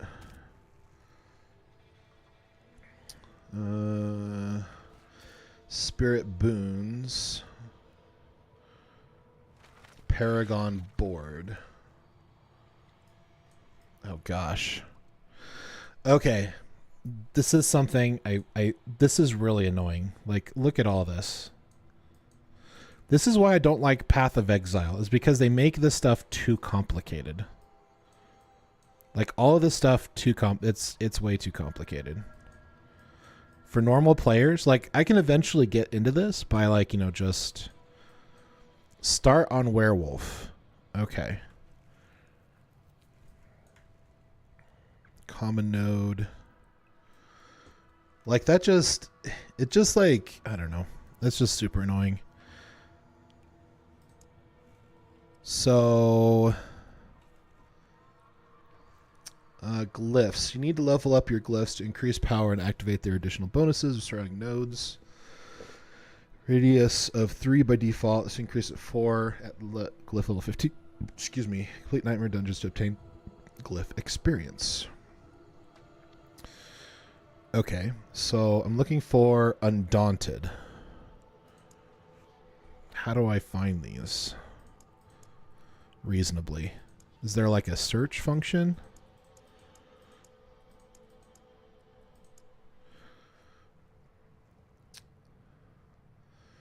Undaunted. There it is, Undaunted. Okay. Level 15. Outreach will replace Exploit when you transition to Raging Tornado. Below 100 edition. Okay, so upgrade glyph.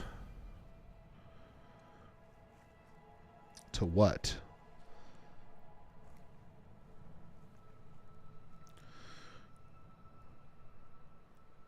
Oh, these are just the ones that I do level 1 to 15. Oh, okay. So let's dump everything in that, I guess. All right, cool.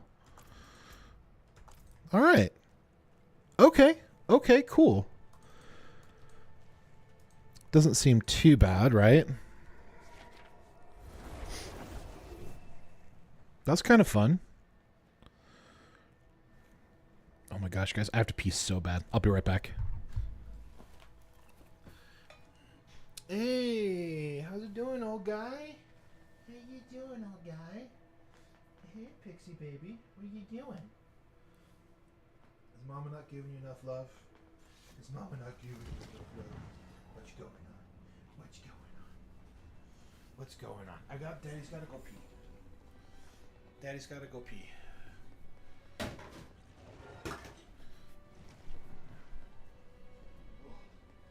Sweaty.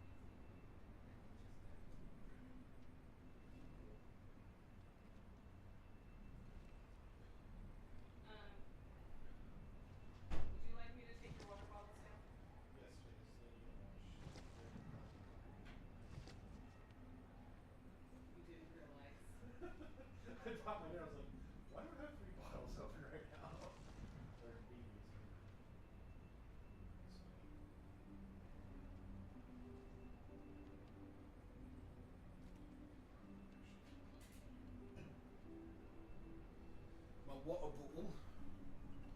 Top off my water bottle.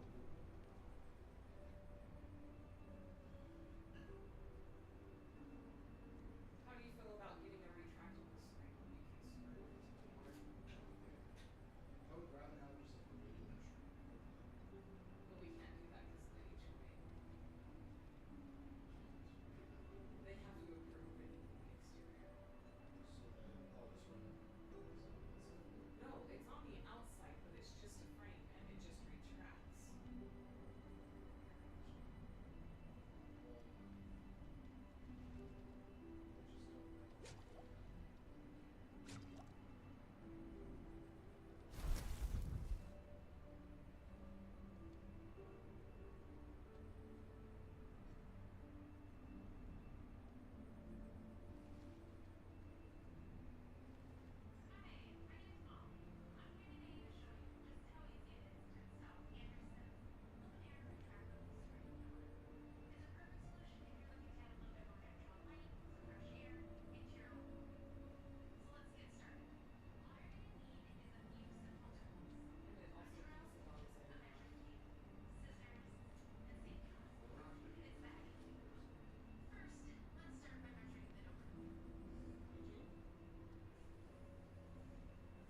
Because when it starts freezing downstairs, but you're trying to keep it cold up here, I need to open the door to be able to let some.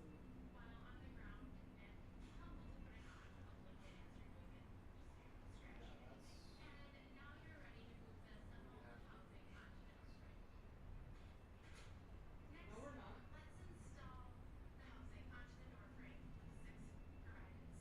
It's only 6 screws. 9 if you count the bottom. I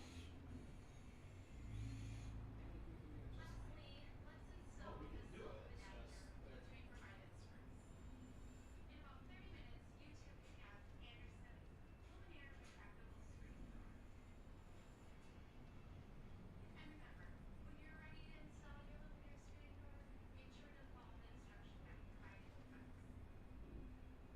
What do you think? yeah, I do too. So I'm gonna get. either way. No, we're not. Not on this one. It's only extra. I'm just gonna do it, and then if somebody says something, then we can take it in.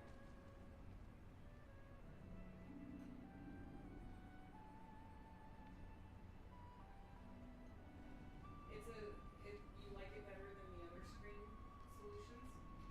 I would rather get one that has a screen door that has the slider. So you can either have it just open on the light.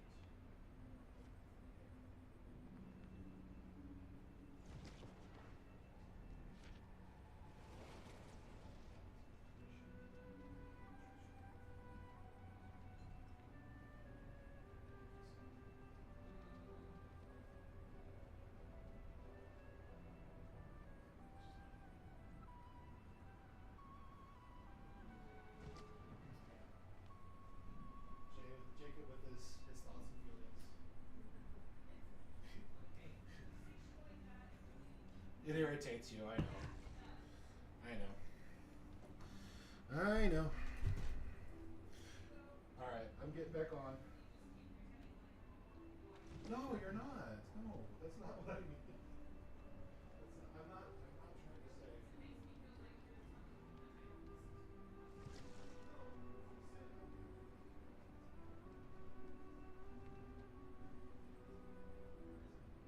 get traumatized. I didn't see anything. I'm thinking. And I want a solution that I can install today and put out there today. So I can push stuff. And the thoughts.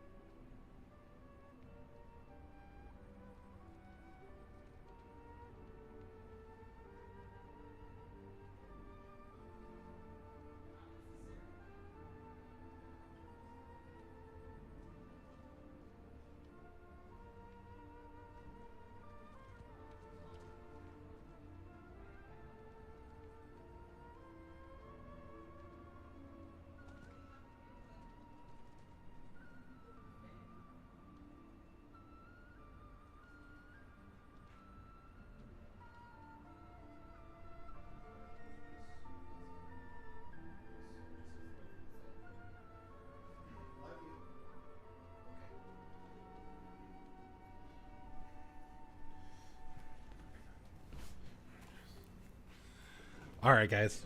We sorry. Long intermission. I can stream until 12. So let's do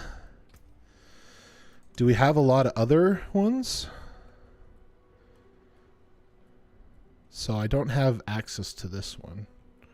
Is that because I haven't explored it yet?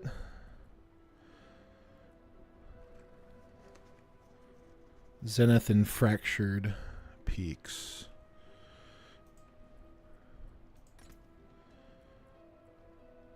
Or is that the one I just did? No. Because you need a sigil per one, right? Because I think that one disappeared. This one I don't have access to that one. All right, let's do that one. They shall soon serve me. And then let's open it up. Travel.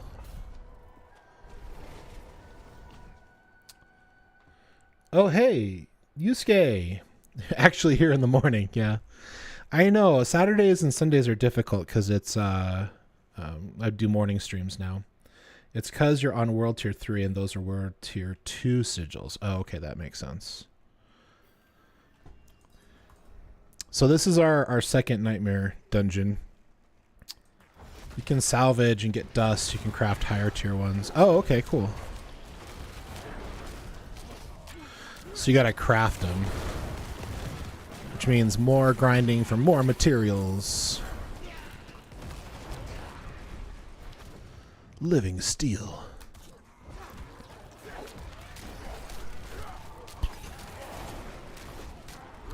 Oh, happy Father's Day, by the way.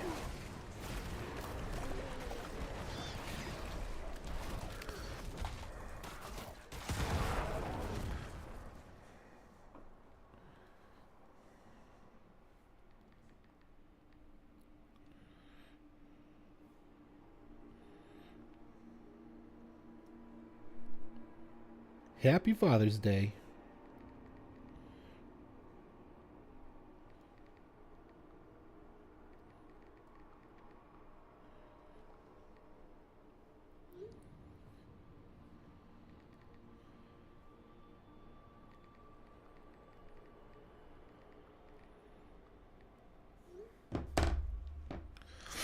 Happy Father's Day. I get to celebrate happy fur baby daddy day. I don't have any kids, so. Glyph of Dominate.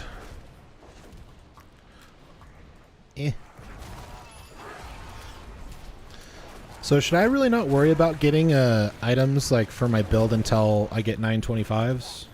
Is that accurate?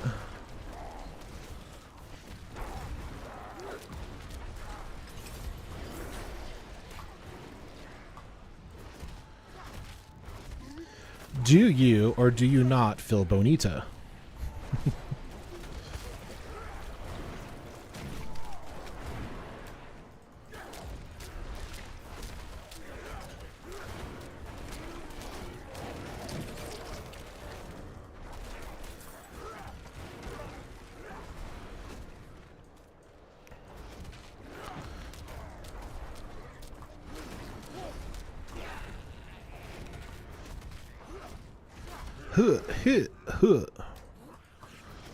Oh, dead end. Am I going to get rewarded for this dead end, or is this just dead end, dead end? Ooh. Okay, that was satisfying. That was satisfying.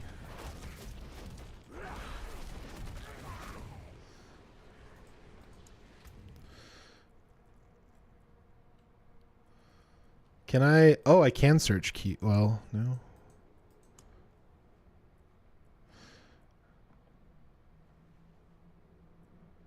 Increase amount of fortify you gain. What are these? Oh, do I need to click on those? Hold on. Hold on. Let me look at my build. Let me see the build. Is this the build? No. Is this the build? Oh, okay.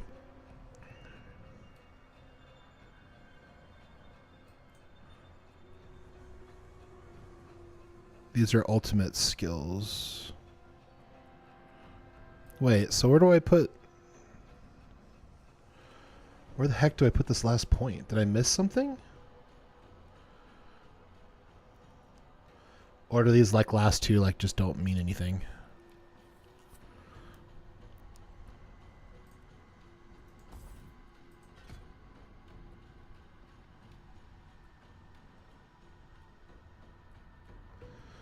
I feel like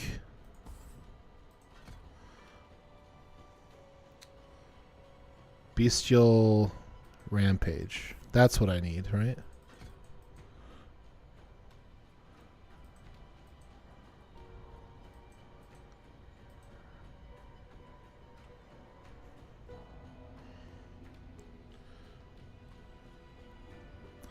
I don't know if I missed something or...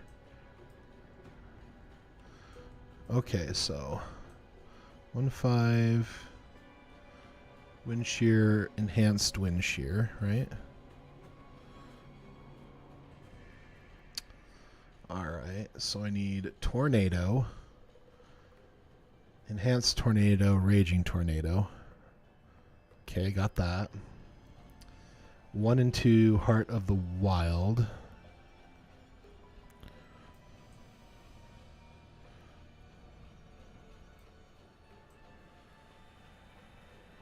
Okay.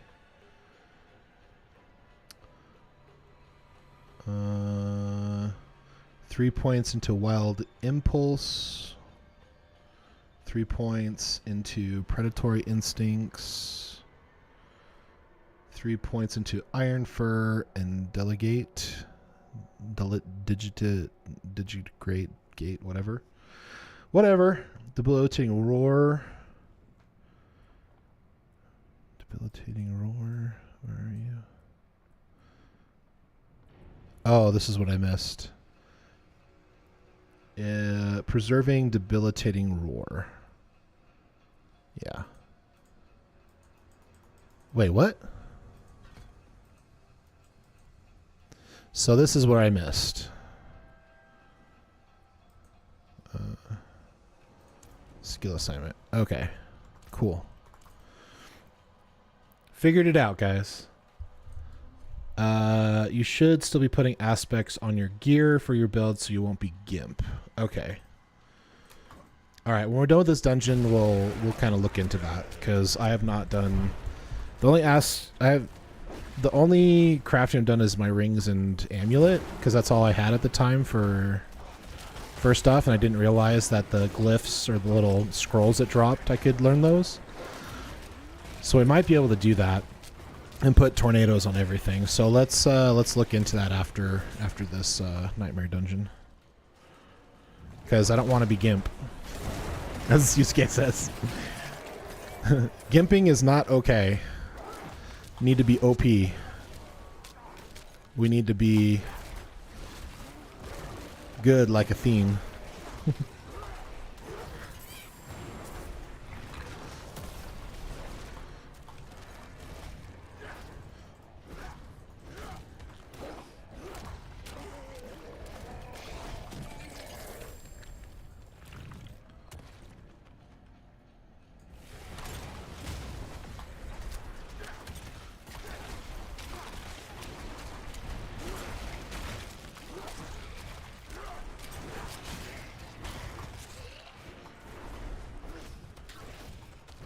All right. Oh boy.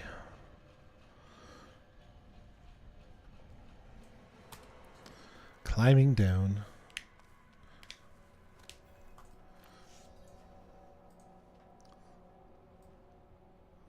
There we go.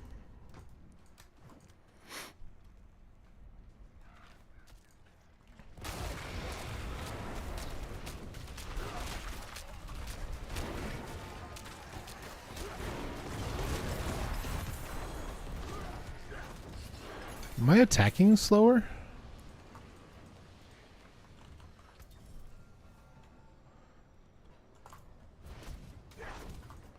Why do I feel like I'm attacking slower?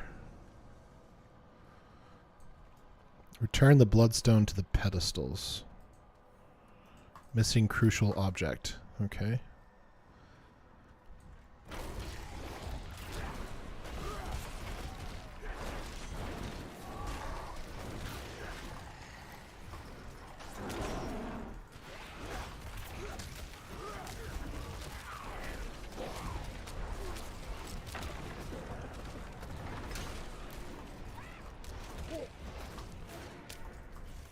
Okay, so these these dungeons feel like more of the same.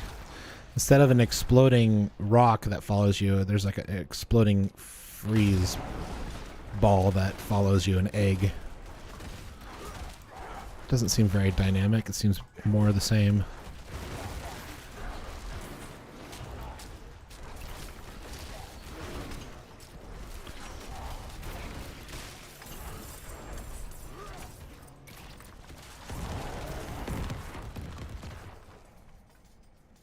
If that was me doing that, that's pretty cool. It's very satisfying, that kind of like blood explosion.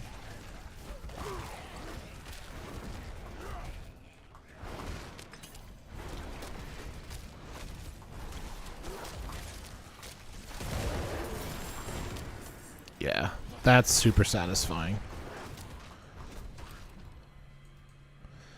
Bloodstone. So I need two more bloodstones. Does it show up here? No.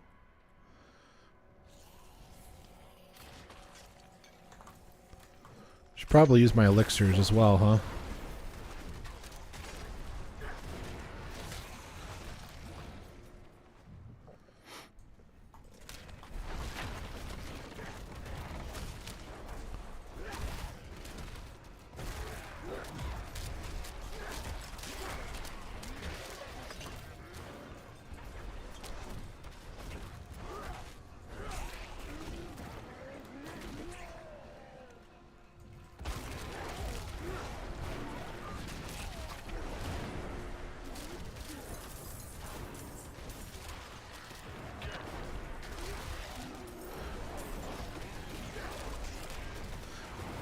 Oh, is that the elixir on your back?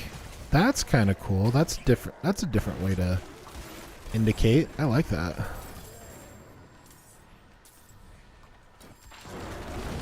Am I already full? The frick? Oh, I got some pages here I need to equip.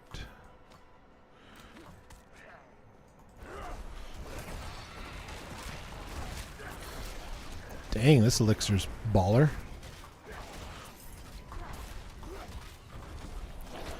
I just don't want, honestly, like my main thing is I just don't want Diablo 4 to be exactly like Diablo 3. It's like, I already feel like they have a lot of aspects like kind of brought into it.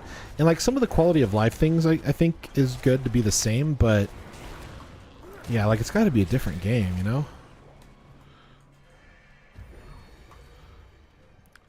Okay.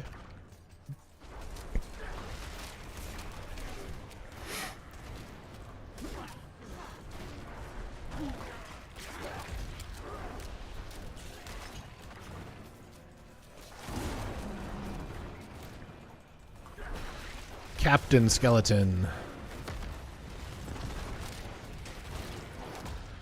It's the fiery skeleton of the captain.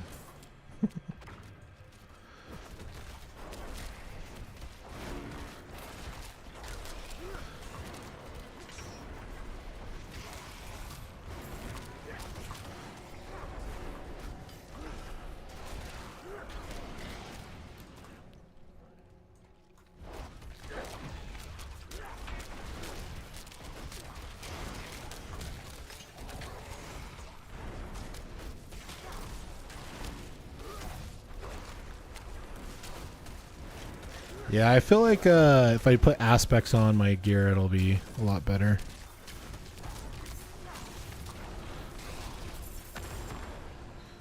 Oh, feared for days. Oh, hey, bloodstone. Oh, feared for days again. Come on. There we go. Elixir of destruction.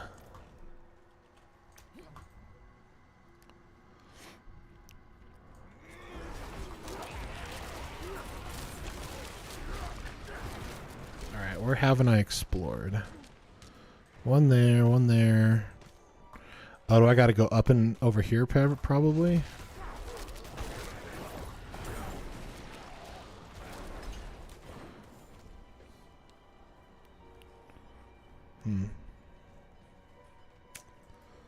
Let's see what I can find here.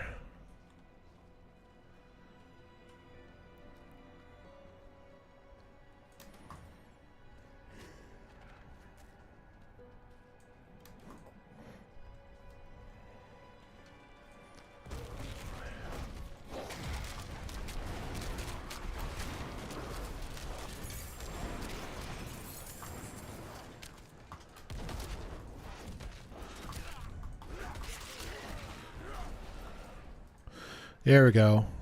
Last bloodstone. Okay, now we can go put him in. Okay, so like so it seems like each nightmare dungeon has an objective, and they have something that changes in each dungeon. So this one has the exploding blood pools and the freezing thing, and then like the last one I did. What? Crucial object missing. What? I just picked up 3. What is it talking about? There's... What? Is it timed or something? That's strange.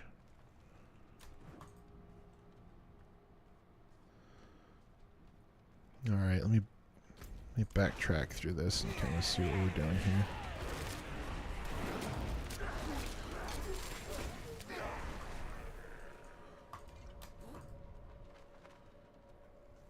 You can pick up and eat at a one. Oh, you can only do one at a time. Oh, that's what's on my back. Okay. Got it. That's kind of silly. I don't know if I like that. Only pick up one at a time. Come on, Blizzard. That's just silly. It's fine, though. It is. It's fine.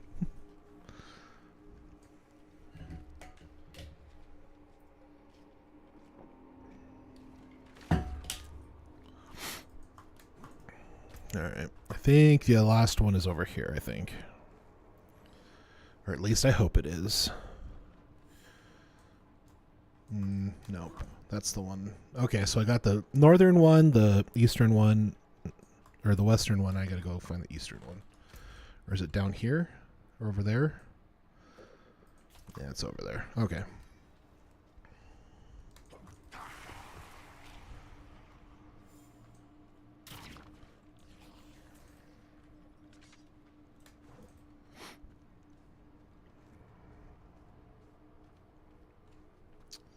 Cool beans.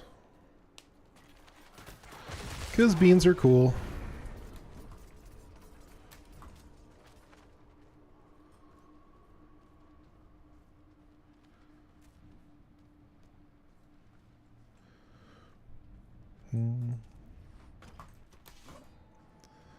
There we go.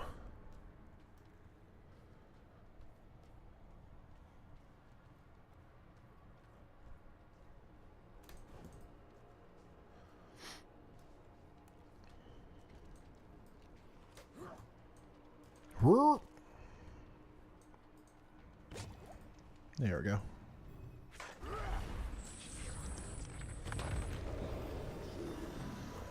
Blood Bishop.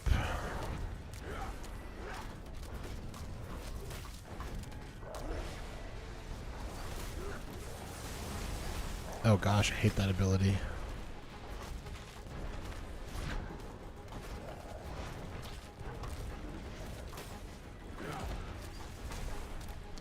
Oh, I fought this guy before. Yeah, he does these little fleshy things that aren't great. And if he explodes them, holy crap, he does a lot more damage.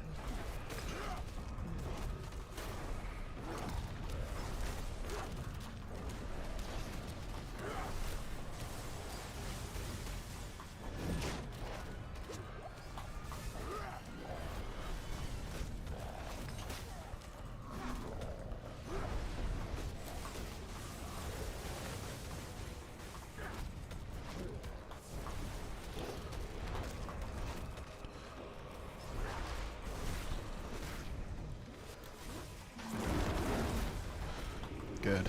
Got him that time.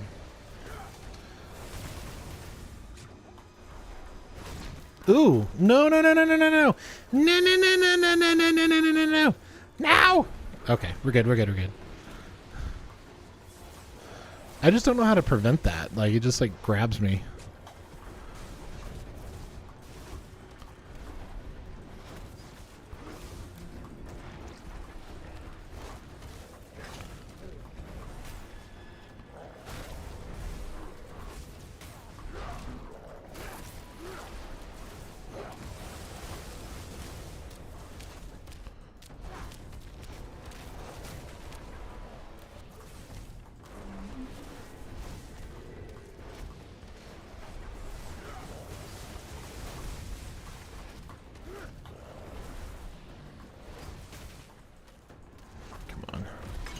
There we go. Let's go. Sweet. Another manual. No, no. Oh no. When you hit a crowd control enemy, there's up to a 3% chance that crowd control effects spread to another unaffected enemy. Ooh. But I think I like the healing one better, honestly. Ooh, a chance of dealing lightning damage to the... Okay. Yeah, let's do that one. Let's go. Skills deal up to 12% increased damage based on your primary skill. Let's go. Yeah. That's pretty nice. 679 item power. Very cool. Let's freaking go. Let's freaking go.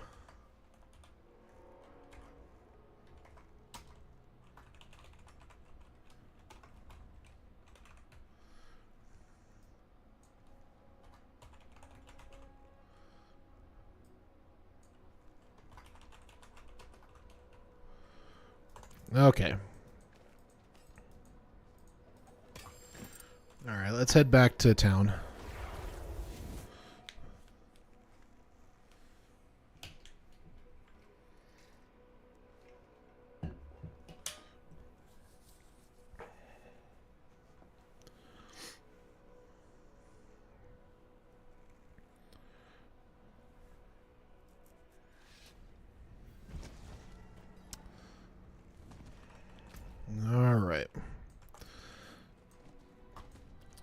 All right, let's figure out this whole aspect thing.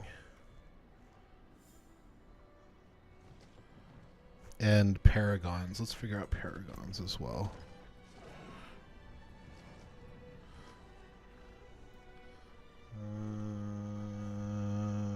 Where is it?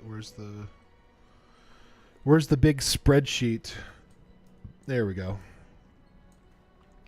All right, so it looks like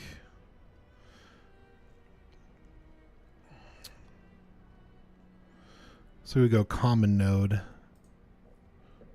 for willpower.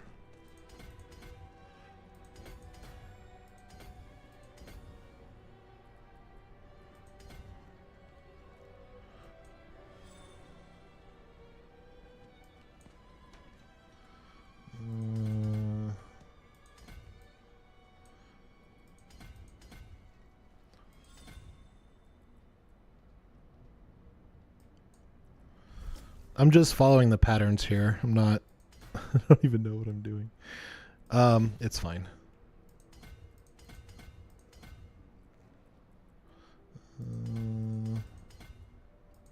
That's it. Okay, cool.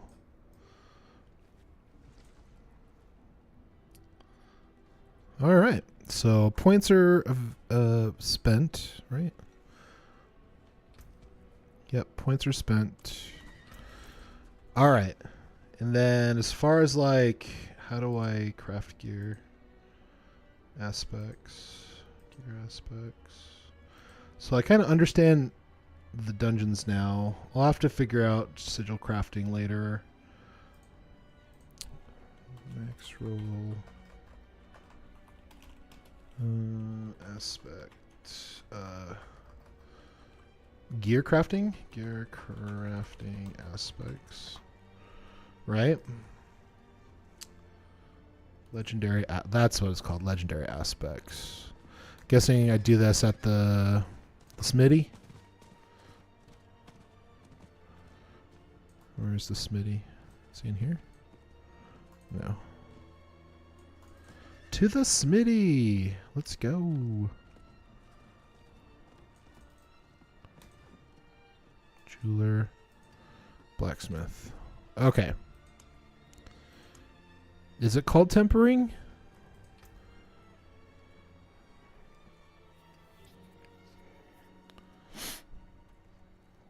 I do storm augments, right?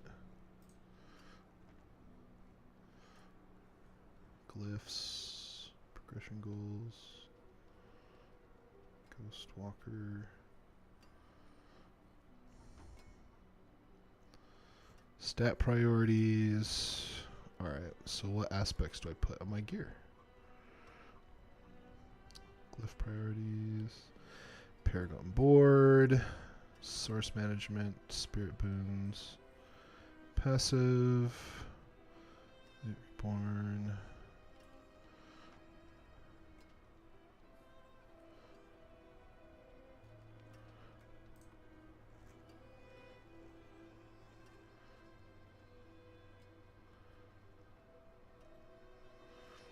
Unlock following aspects.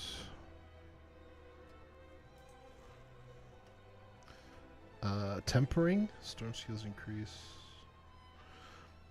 Weapon for chance of tornado projectiles to cast twice.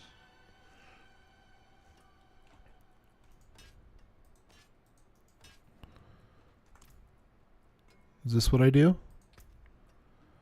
Offensive.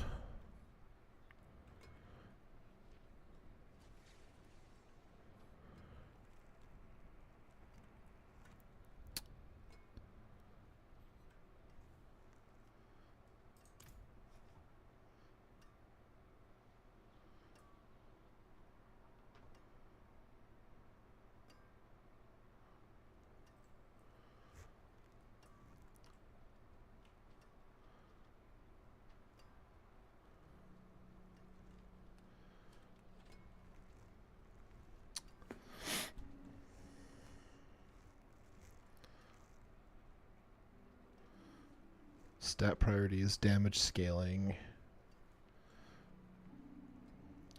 Able to perform optimally, you need to reach certain stat breakpoints. Some examples are reaching 100% critical strike or 20% resource.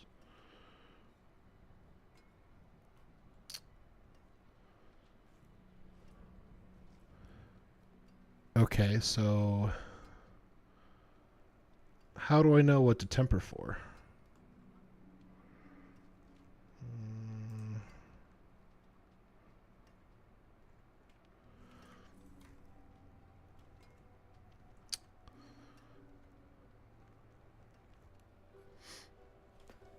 Tempering, finally. Chance for tornado projectiles to cast twice.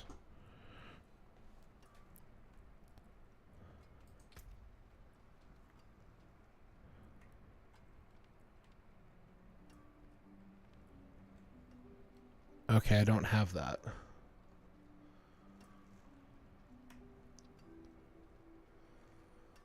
Offensive. Weapons, gloves, rings. Our Thunderstruck legendary node for this. Reason distance. Distance from the same manual is decent second choice. Damage to close. Is that what I need? I need damage to close.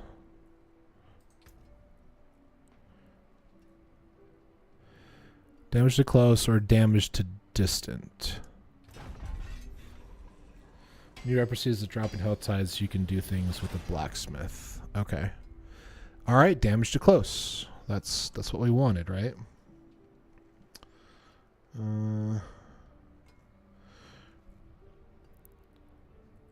I definitely want projectile. I'd need to get the staff or weapon that has a chance for my tornadoes or projectiles to cast twice.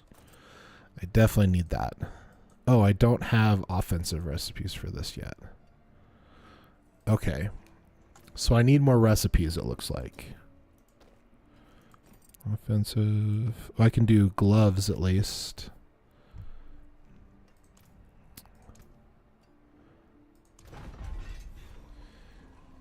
Grind them hell tides, yeah. For sure. Damage to distance. Okay, so I should probably roll it again, right? Oh, I can't. I can only temper it once. Okay. Already did that. Offensive.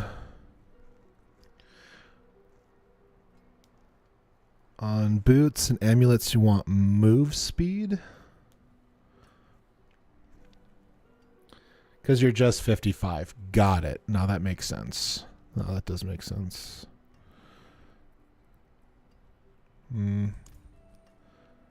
Is that defensive?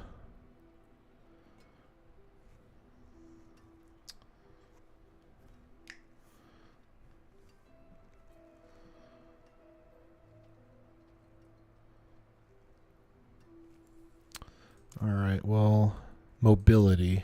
Okay, druid motion. Movement speed. Okay, let's try that.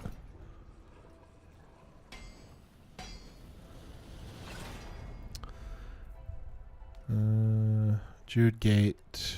No. Oh, I only get one chance at it? Oh, jeez. That sucks.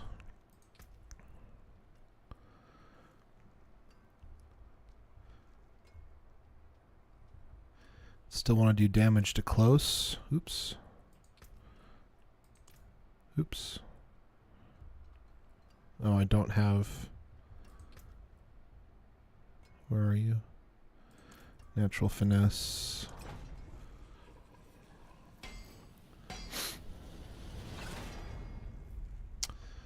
Alright. Can I do it one more time? No.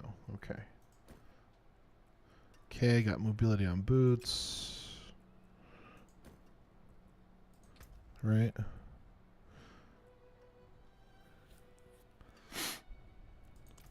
Oh, I didn't do boots yet.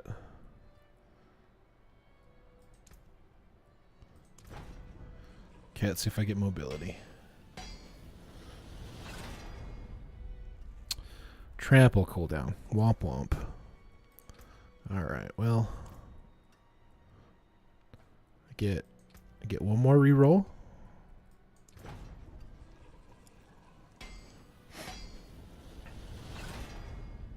Yay, move speed. Sweet. Alright. Then how do I do aspects? You can take what's left. Where do I do aspects at? Is that the crafting? Is that the crafting guy? I see you have an... Oh, these are just gems. Oh, sigil guy. Okay. Alright, I could probably... Where's the sigil guy at? Stable master. Weapons, world tier. Rings and amulets. Oh, is one of those guys not here? Okay, Voshad?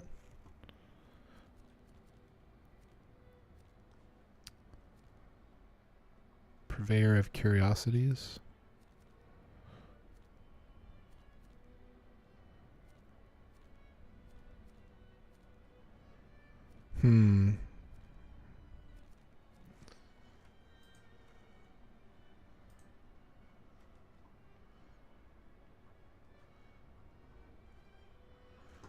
Add specs. Codex of Power.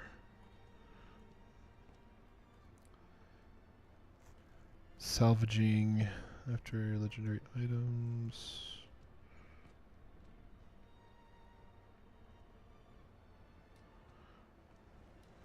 It doesn't say who do I need to talk to.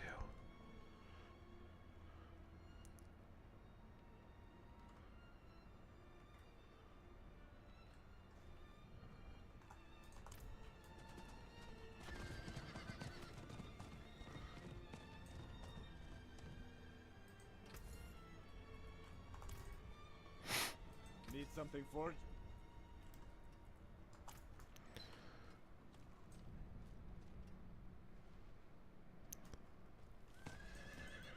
Father bring you luck? Is this it? Oh no, these are... Okay. Well, where do I need to go to get this done? Or is that not open to me just yet? It just says look in another town. Okay.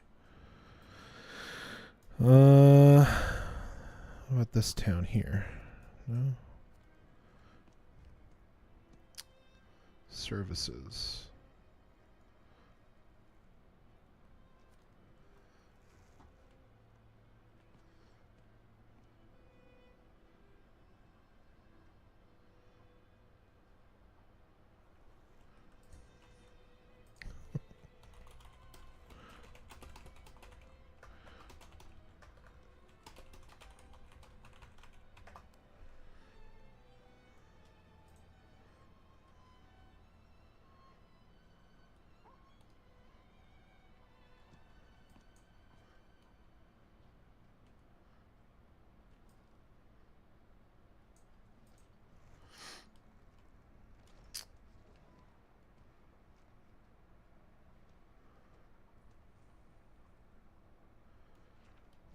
I feel really silly. Check your white quests.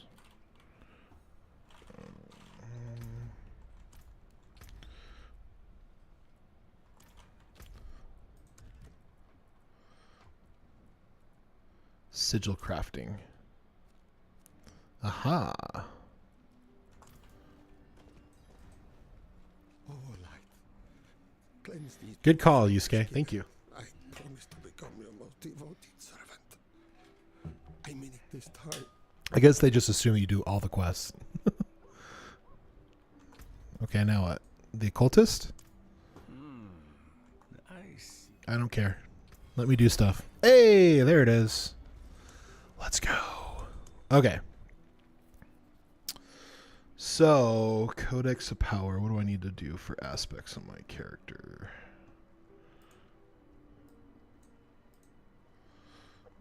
Thunderstruck. So, chest need. Search for Thunderstruck.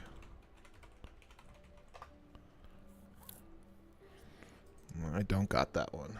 Okay. Helm.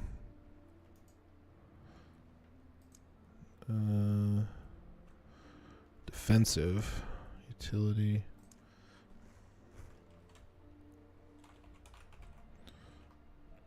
Okay. Tempest Roar. No. Shepherds. So I don't have any of the things I need. Vigorous. A vigorous aspect. Chest. Okay. Imprint. Okay. Got one aspect. Nice. Channeling debt.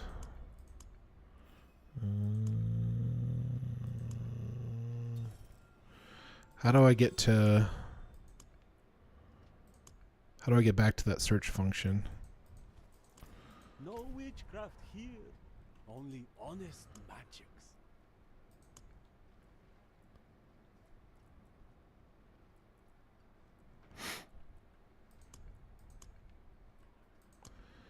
Craft sigils. Oh, hey.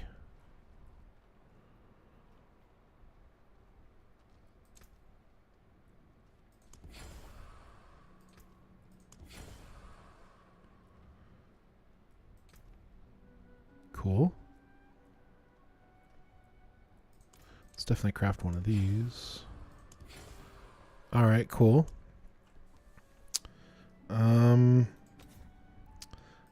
Oh, that's how I do it. I gotta click on that. Silly J. All right.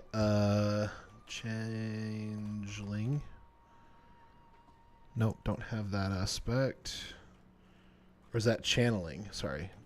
No, it's changeling. I had it right. Storm. Got storm shifters, but not storm chaser. Okay. Hunter Zenith. Nope. Retaliation. Nope, doesn't look like it. Oh, I can't spell. Juggernaut. Okay. Juggernaut. No. Okay. Stampede. No. Wild Heart. Hunger. Nope. Wind Striker. Nope. Okay. Maxwell will show you.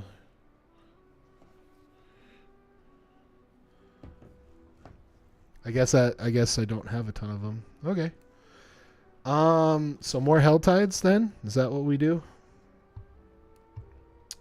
Need to get Raging Tornado. Thunderstruck really bad.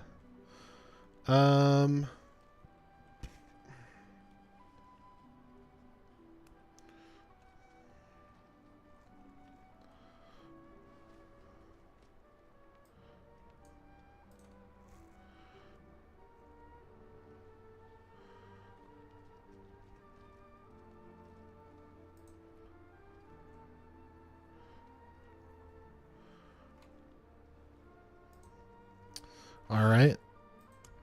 Cool. All right, so we just keep running, huh? Max will show you which dungeons they are from. They're from specific... Oh, they're from specific dungeons. Okay.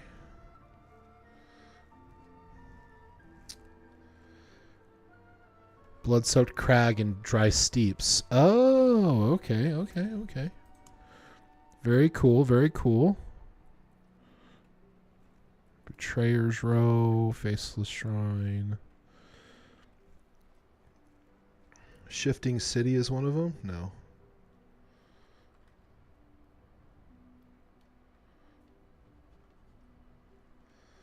Steadfast Barracks, Conclave, Descent and Dry Steeps. No, it's Shifting City.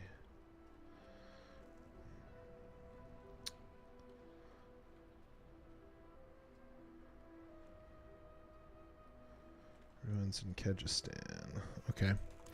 So I guess I just gotta keep farming and getting more sigils and keep crafting sigils, it looks like. A lot of grinding, man. A lot of grinding. Legion in 6 minutes. How long?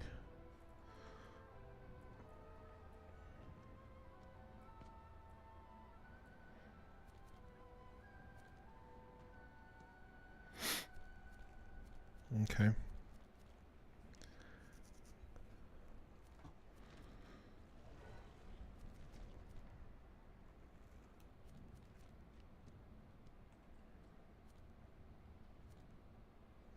Fallen Temple, 70 plus. Rogue.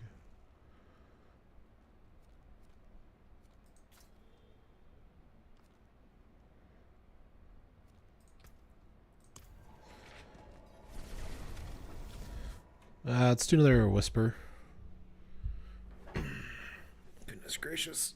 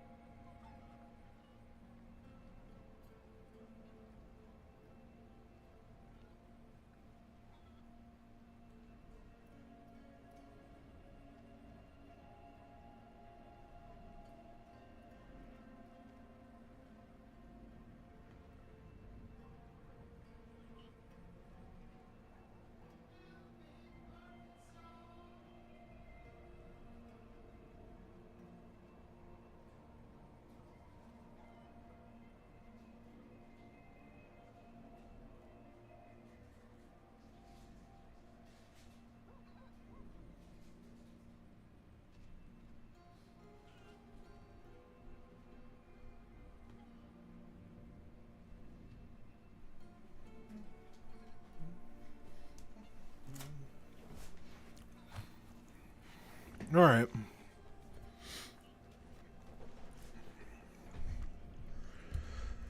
All right, now I know I got to go to specific dungeons. I'll start looking out for those. Moving forward, excuse me.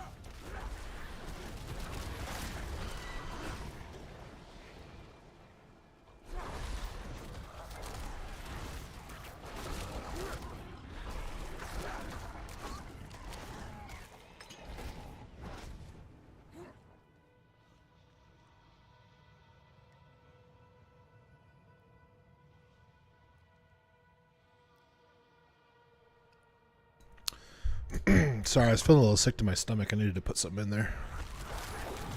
Got me a protein bar.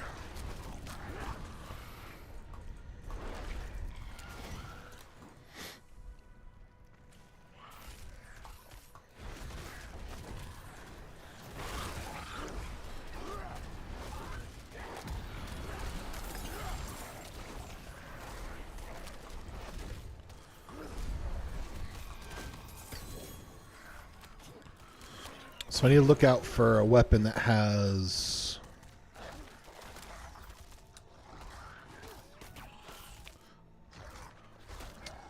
It gives skills deal additional...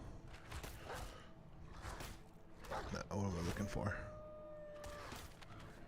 Hold on. What the heck? There we go. Starter. Core skills give damage or bossing. Core skills that give damage, right? In-game pit. Yeah. Core skills that get additional damage is what I need to find. So like that doesn't benefit me at all, sadly.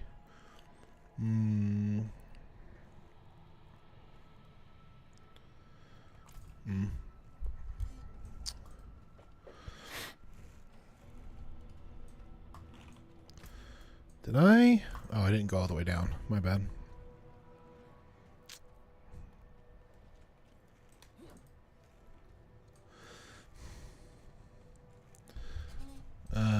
You can find them on your map and go straight to the dungeon. You need to unlock your aspects. Gotcha.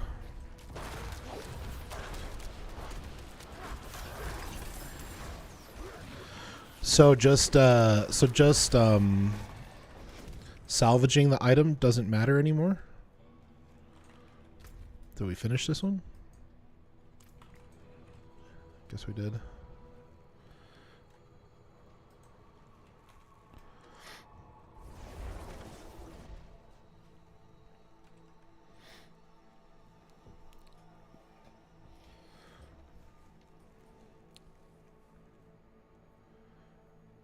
That works, but it would be a one-time use that way.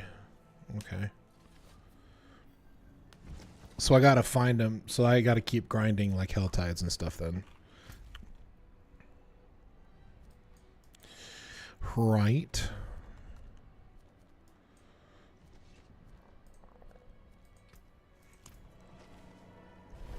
I keep getting gear until I get the right aspects.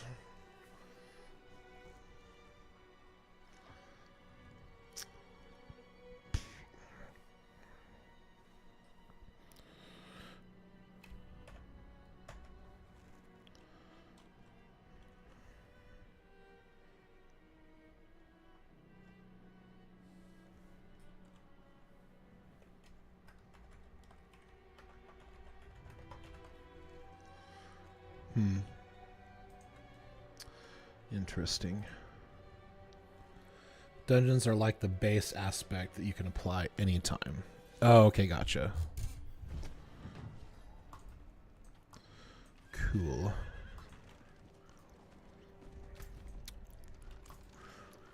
Oh, I'm arriving way late to this Helltide.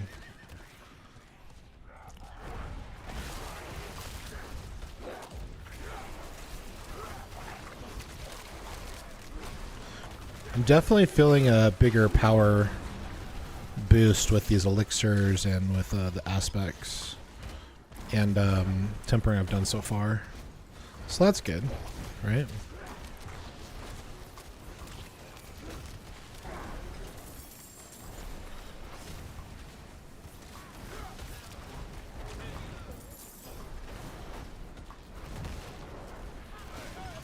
I'm learning.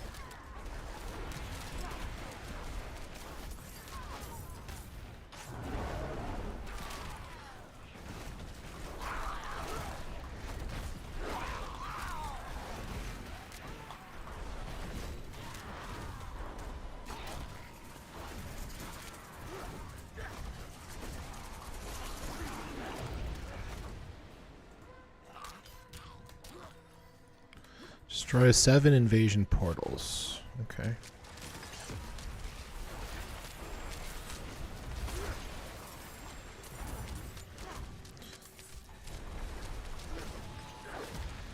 Yeah, I can definitely feel the power shift. It's pretty cool.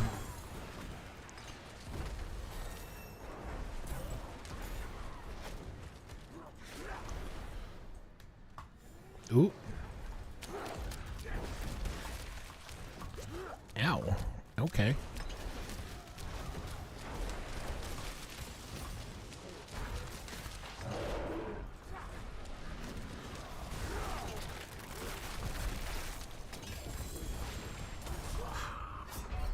See, I knew that was going to happen.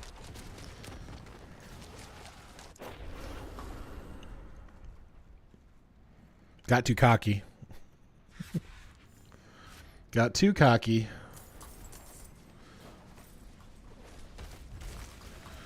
Whoa, whoa, whoa, whoa, whoa, whoa, whoa! What the frick, dude? I was pushing all the buttons except for Q. Bruh.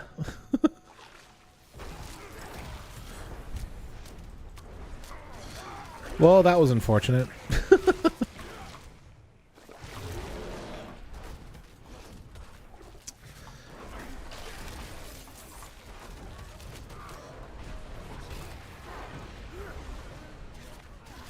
Claim your reward?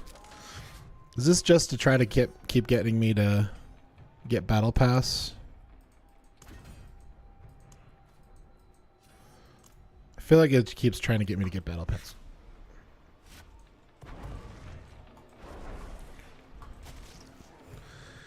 Potato, you say unfortunate. I say awesome. Hey, welcome back, Paxis. Whirlhound. Potatoes. What did Yusuke say? Helltides are always active now, so don't have to worry about them being up anytime. Well, there's like a 5 or 10 minute delay in between, right? Or at least that's been my experience. Over on the Twitch. You should apply Season's Blessings. How do I apply Season's Blessings? Is that through here? Is that this?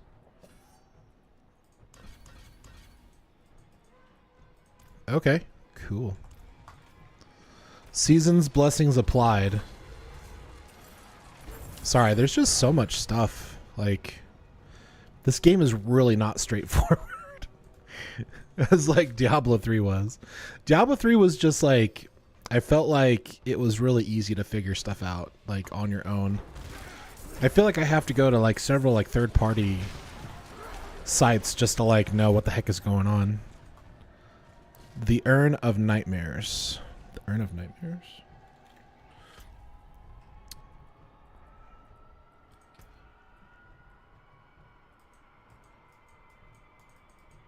Oh, just the Urn of Nightmares? Boost Paragon Glyphs and experience dungeons? Gotcha.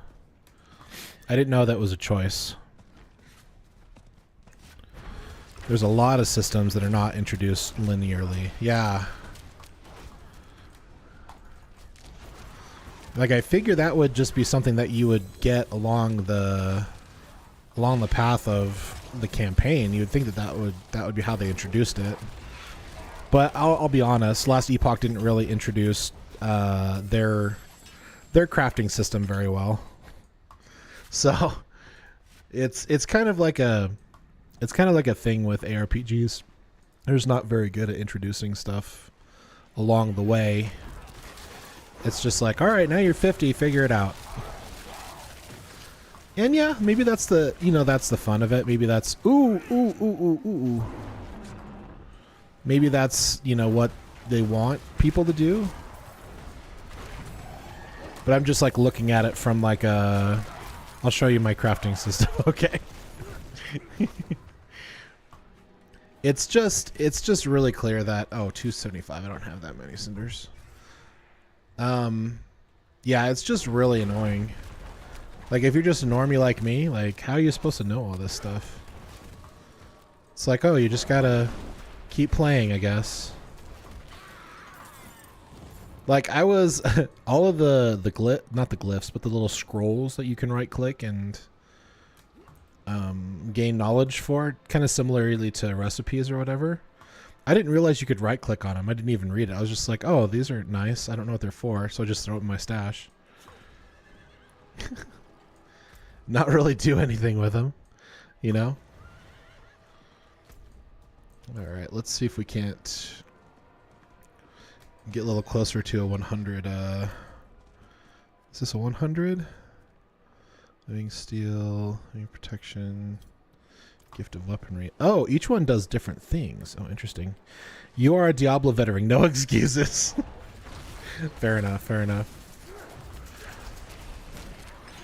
This is true. I have a number of years in between Diablo 2 and Diablo 3. I do have quite a few years under my belt with Diablo games, but you also got to understand this is a completely different idea than what we've been used to in Diablo games. This is very different from the whole ideas about everything is different in this one.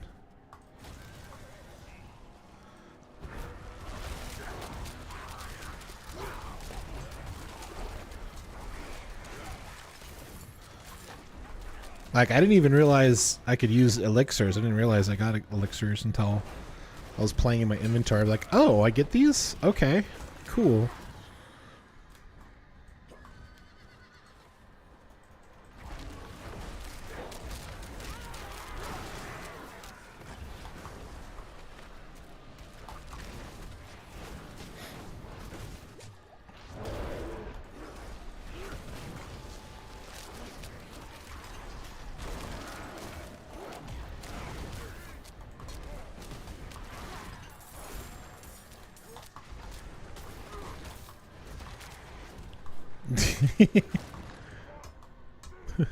I don't know what that little picture is from.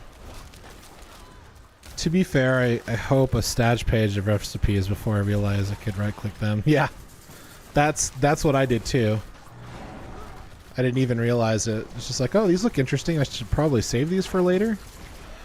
And to be honest, there's probably something that says right click. Yeah, right click to learn.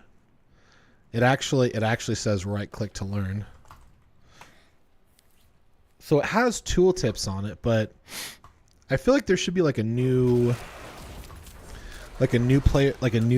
version of tooltips. Like there should be like an advanced or like a beginner's. Like I feel like the advanced ones are fine, but I feel like there needs to be like a legit like walkthrough as soon as like one of those recipes drops. Check your inventory. Click on it. Hey, when you click on these, you learn it. You don't need to save these in your inventory. Yeah, that's quite a bit of hand holding, like, you know. But at the same time, you want people to learn your game and learn your game fast, so that they can do all the other cool aspects of the game, you know.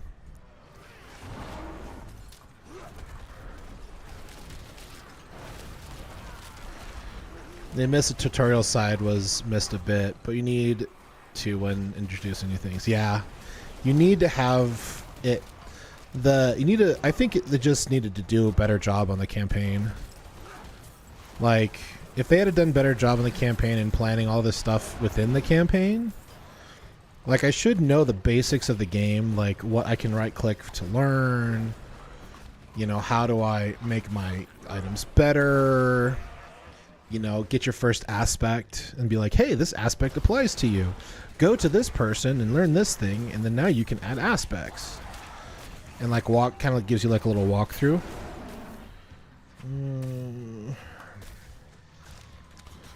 I think something like that would have been really good, in my opinion.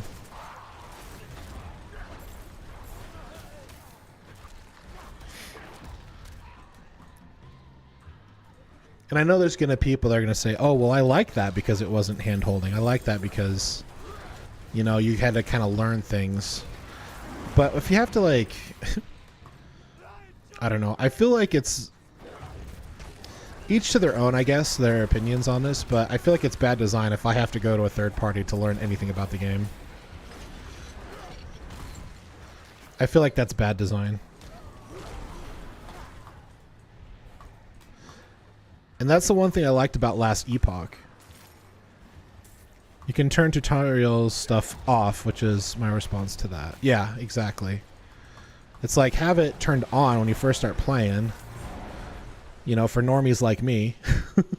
I can get it, you know, over time. And then if you're an experienced player and you don't want to experience that, you want to learn it all on your own and figure it out, then yeah, turn it off. But you should at least have that, right? Or is this one of those things where it does have that and I just don't know this because gameplay, do strumming, show all tutorials. See, all tutorials are on. Advanced tooltip compare. Items, tooltips, prize, gains, lost. See. I don't know, let's try all those. Oh, crap.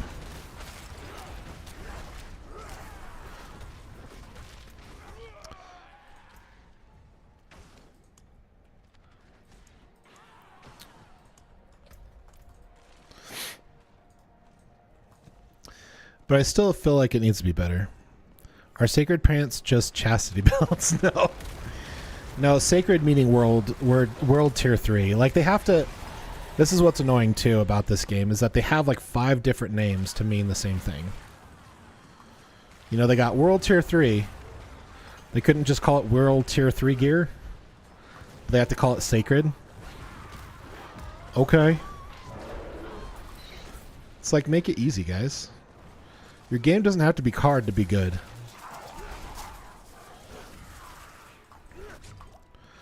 Like, if you're literally building this game for only the hardcore player, like, then build a game just for hardcore players.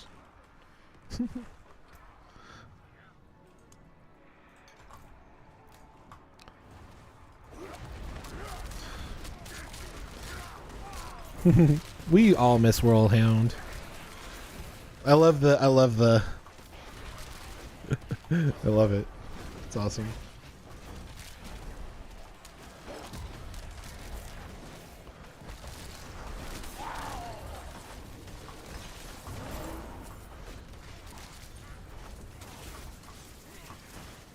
Alright, I gotta not die. The elixirs are fun.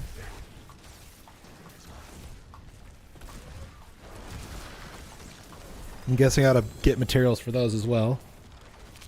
It's kind of cool, you get some every once in a while passively, which is nice.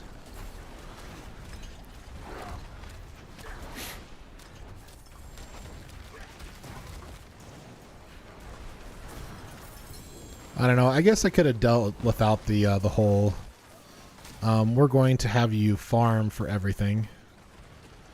You need to keep 100% elixirs up, yeah. For sure. Benefits are really good.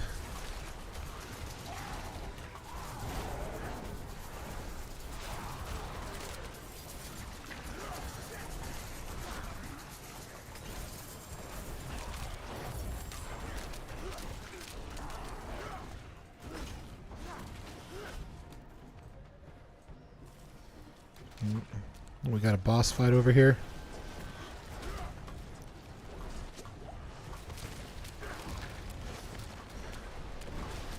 I like gathering mining herbs. Yeah, you like that?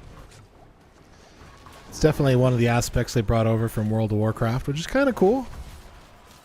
You know, it's kind of cool. They tried something different. I mean, we do have the whole open world concept, so including that in their game build makes sense, you know?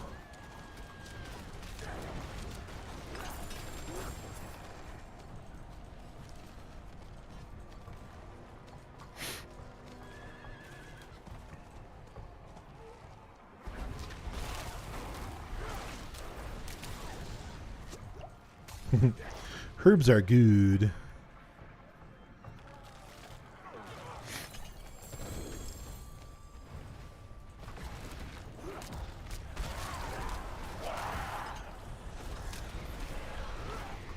Hey, thanks for stopping by, Banana Man. Have a great evening, and we'll catch you on the flip side, champion. Thanks for stopping by. Yeah, we're coming down the downside anyways. I'm actually over by an hour here pretty soon, so it's time to go shopping. Gotta do shopping, gotta do cleaning, gotta do some business stuff with my wife. Still gotta finish mixing my commons and uncommons of Magic the Gathering cards and prepare card lots for that as well. I gotta do my Father's Day calls as well.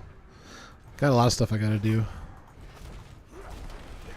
So this will be the last Helltide for me. We'll do some more whispers and stuff.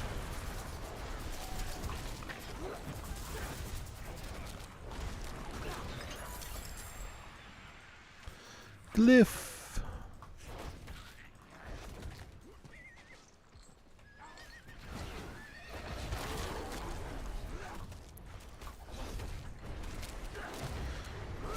I do like that I don't one-shot everything. That's the one thing I really disliked about Diablo 3. It's like you go to you get your item set, you go to world tier, you go to tier 13, and you're like one-shotting everything in regular rifts. It's like, ugh, that's so boring.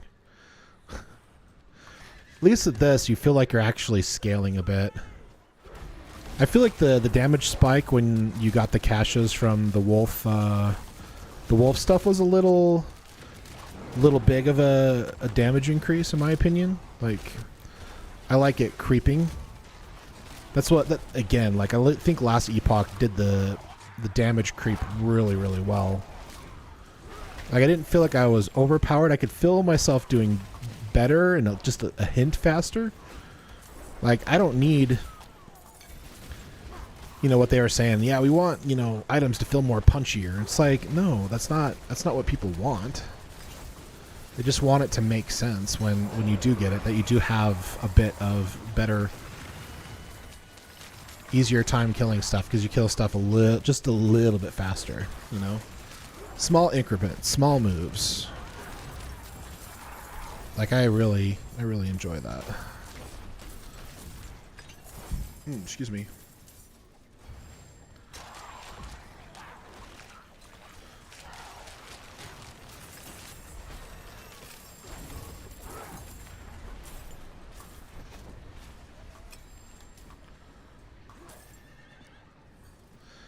Yeah, I'm all filled up anyways. Let's go find another box to open, and then down south it looks like.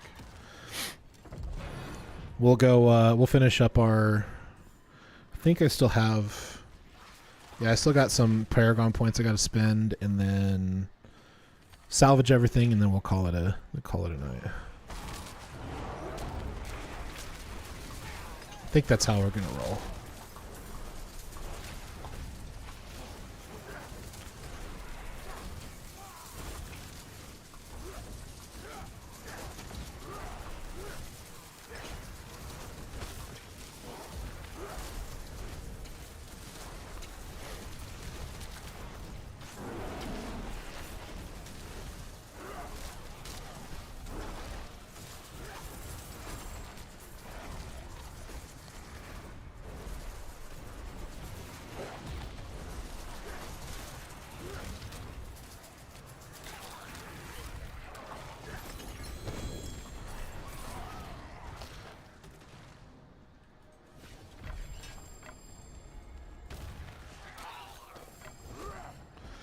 Alright. I think that's good. Let's, oop. That was not Town Portal. So guys, if you haven't already, definitely consider liking and subscribing. If I earned your subscription today, definitely share with family and friends, as well as turn notifications so you don't miss content release, as well as a live stream on the weekends. I live stream Monday through Sunday. Normally, yeah, try to bring out videos each week. I try to bring out a vlog video about games or gaming, whatever I'm playing at the time. Kind of discuss my thoughts and feelings on things. I have an eBay store you're more than welcome to check out. Got plenty of Pokemon and Magic cards there for your buying pleasure. I do try to keep around the, you know, the going prices for stuff. I try not to go too far into the deep end on that. Try to be the best price that I can. But it definitely helps out the channel, so definitely consider doing that. All right, let's see if we got anything good. Becoming injured while crowd controlled. What am I looking for? Gloves. Let me see.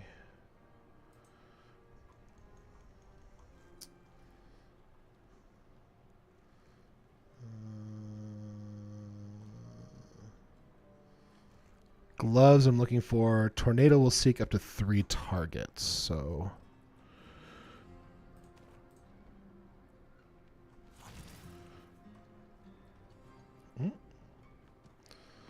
Critical strikes with Shred. Okay. Bloodsucker. Pulverize. Creates a shockwave.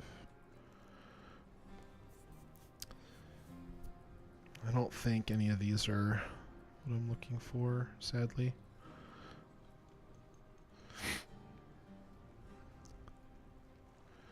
Well, you have a barrier active.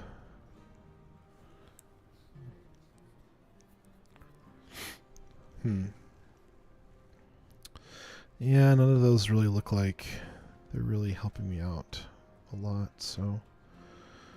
Alright, we'll just go ahead and salvage all of those. Where's the salvageator? Salvageator. Repair. Okay. This looks like I just got to keep grinding. I want to sub on Twitch. You want me to sub to you on Twitch?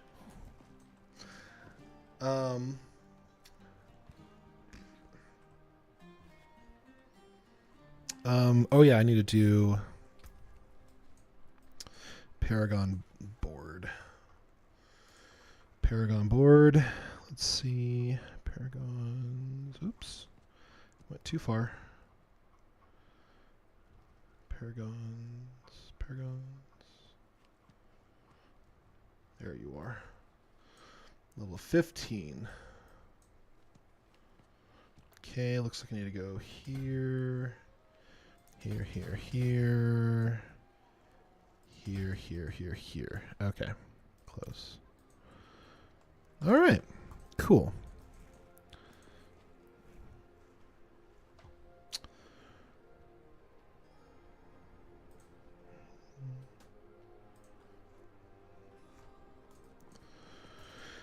All right, guys. That is it for me. Thank you so much. Follow me on everything.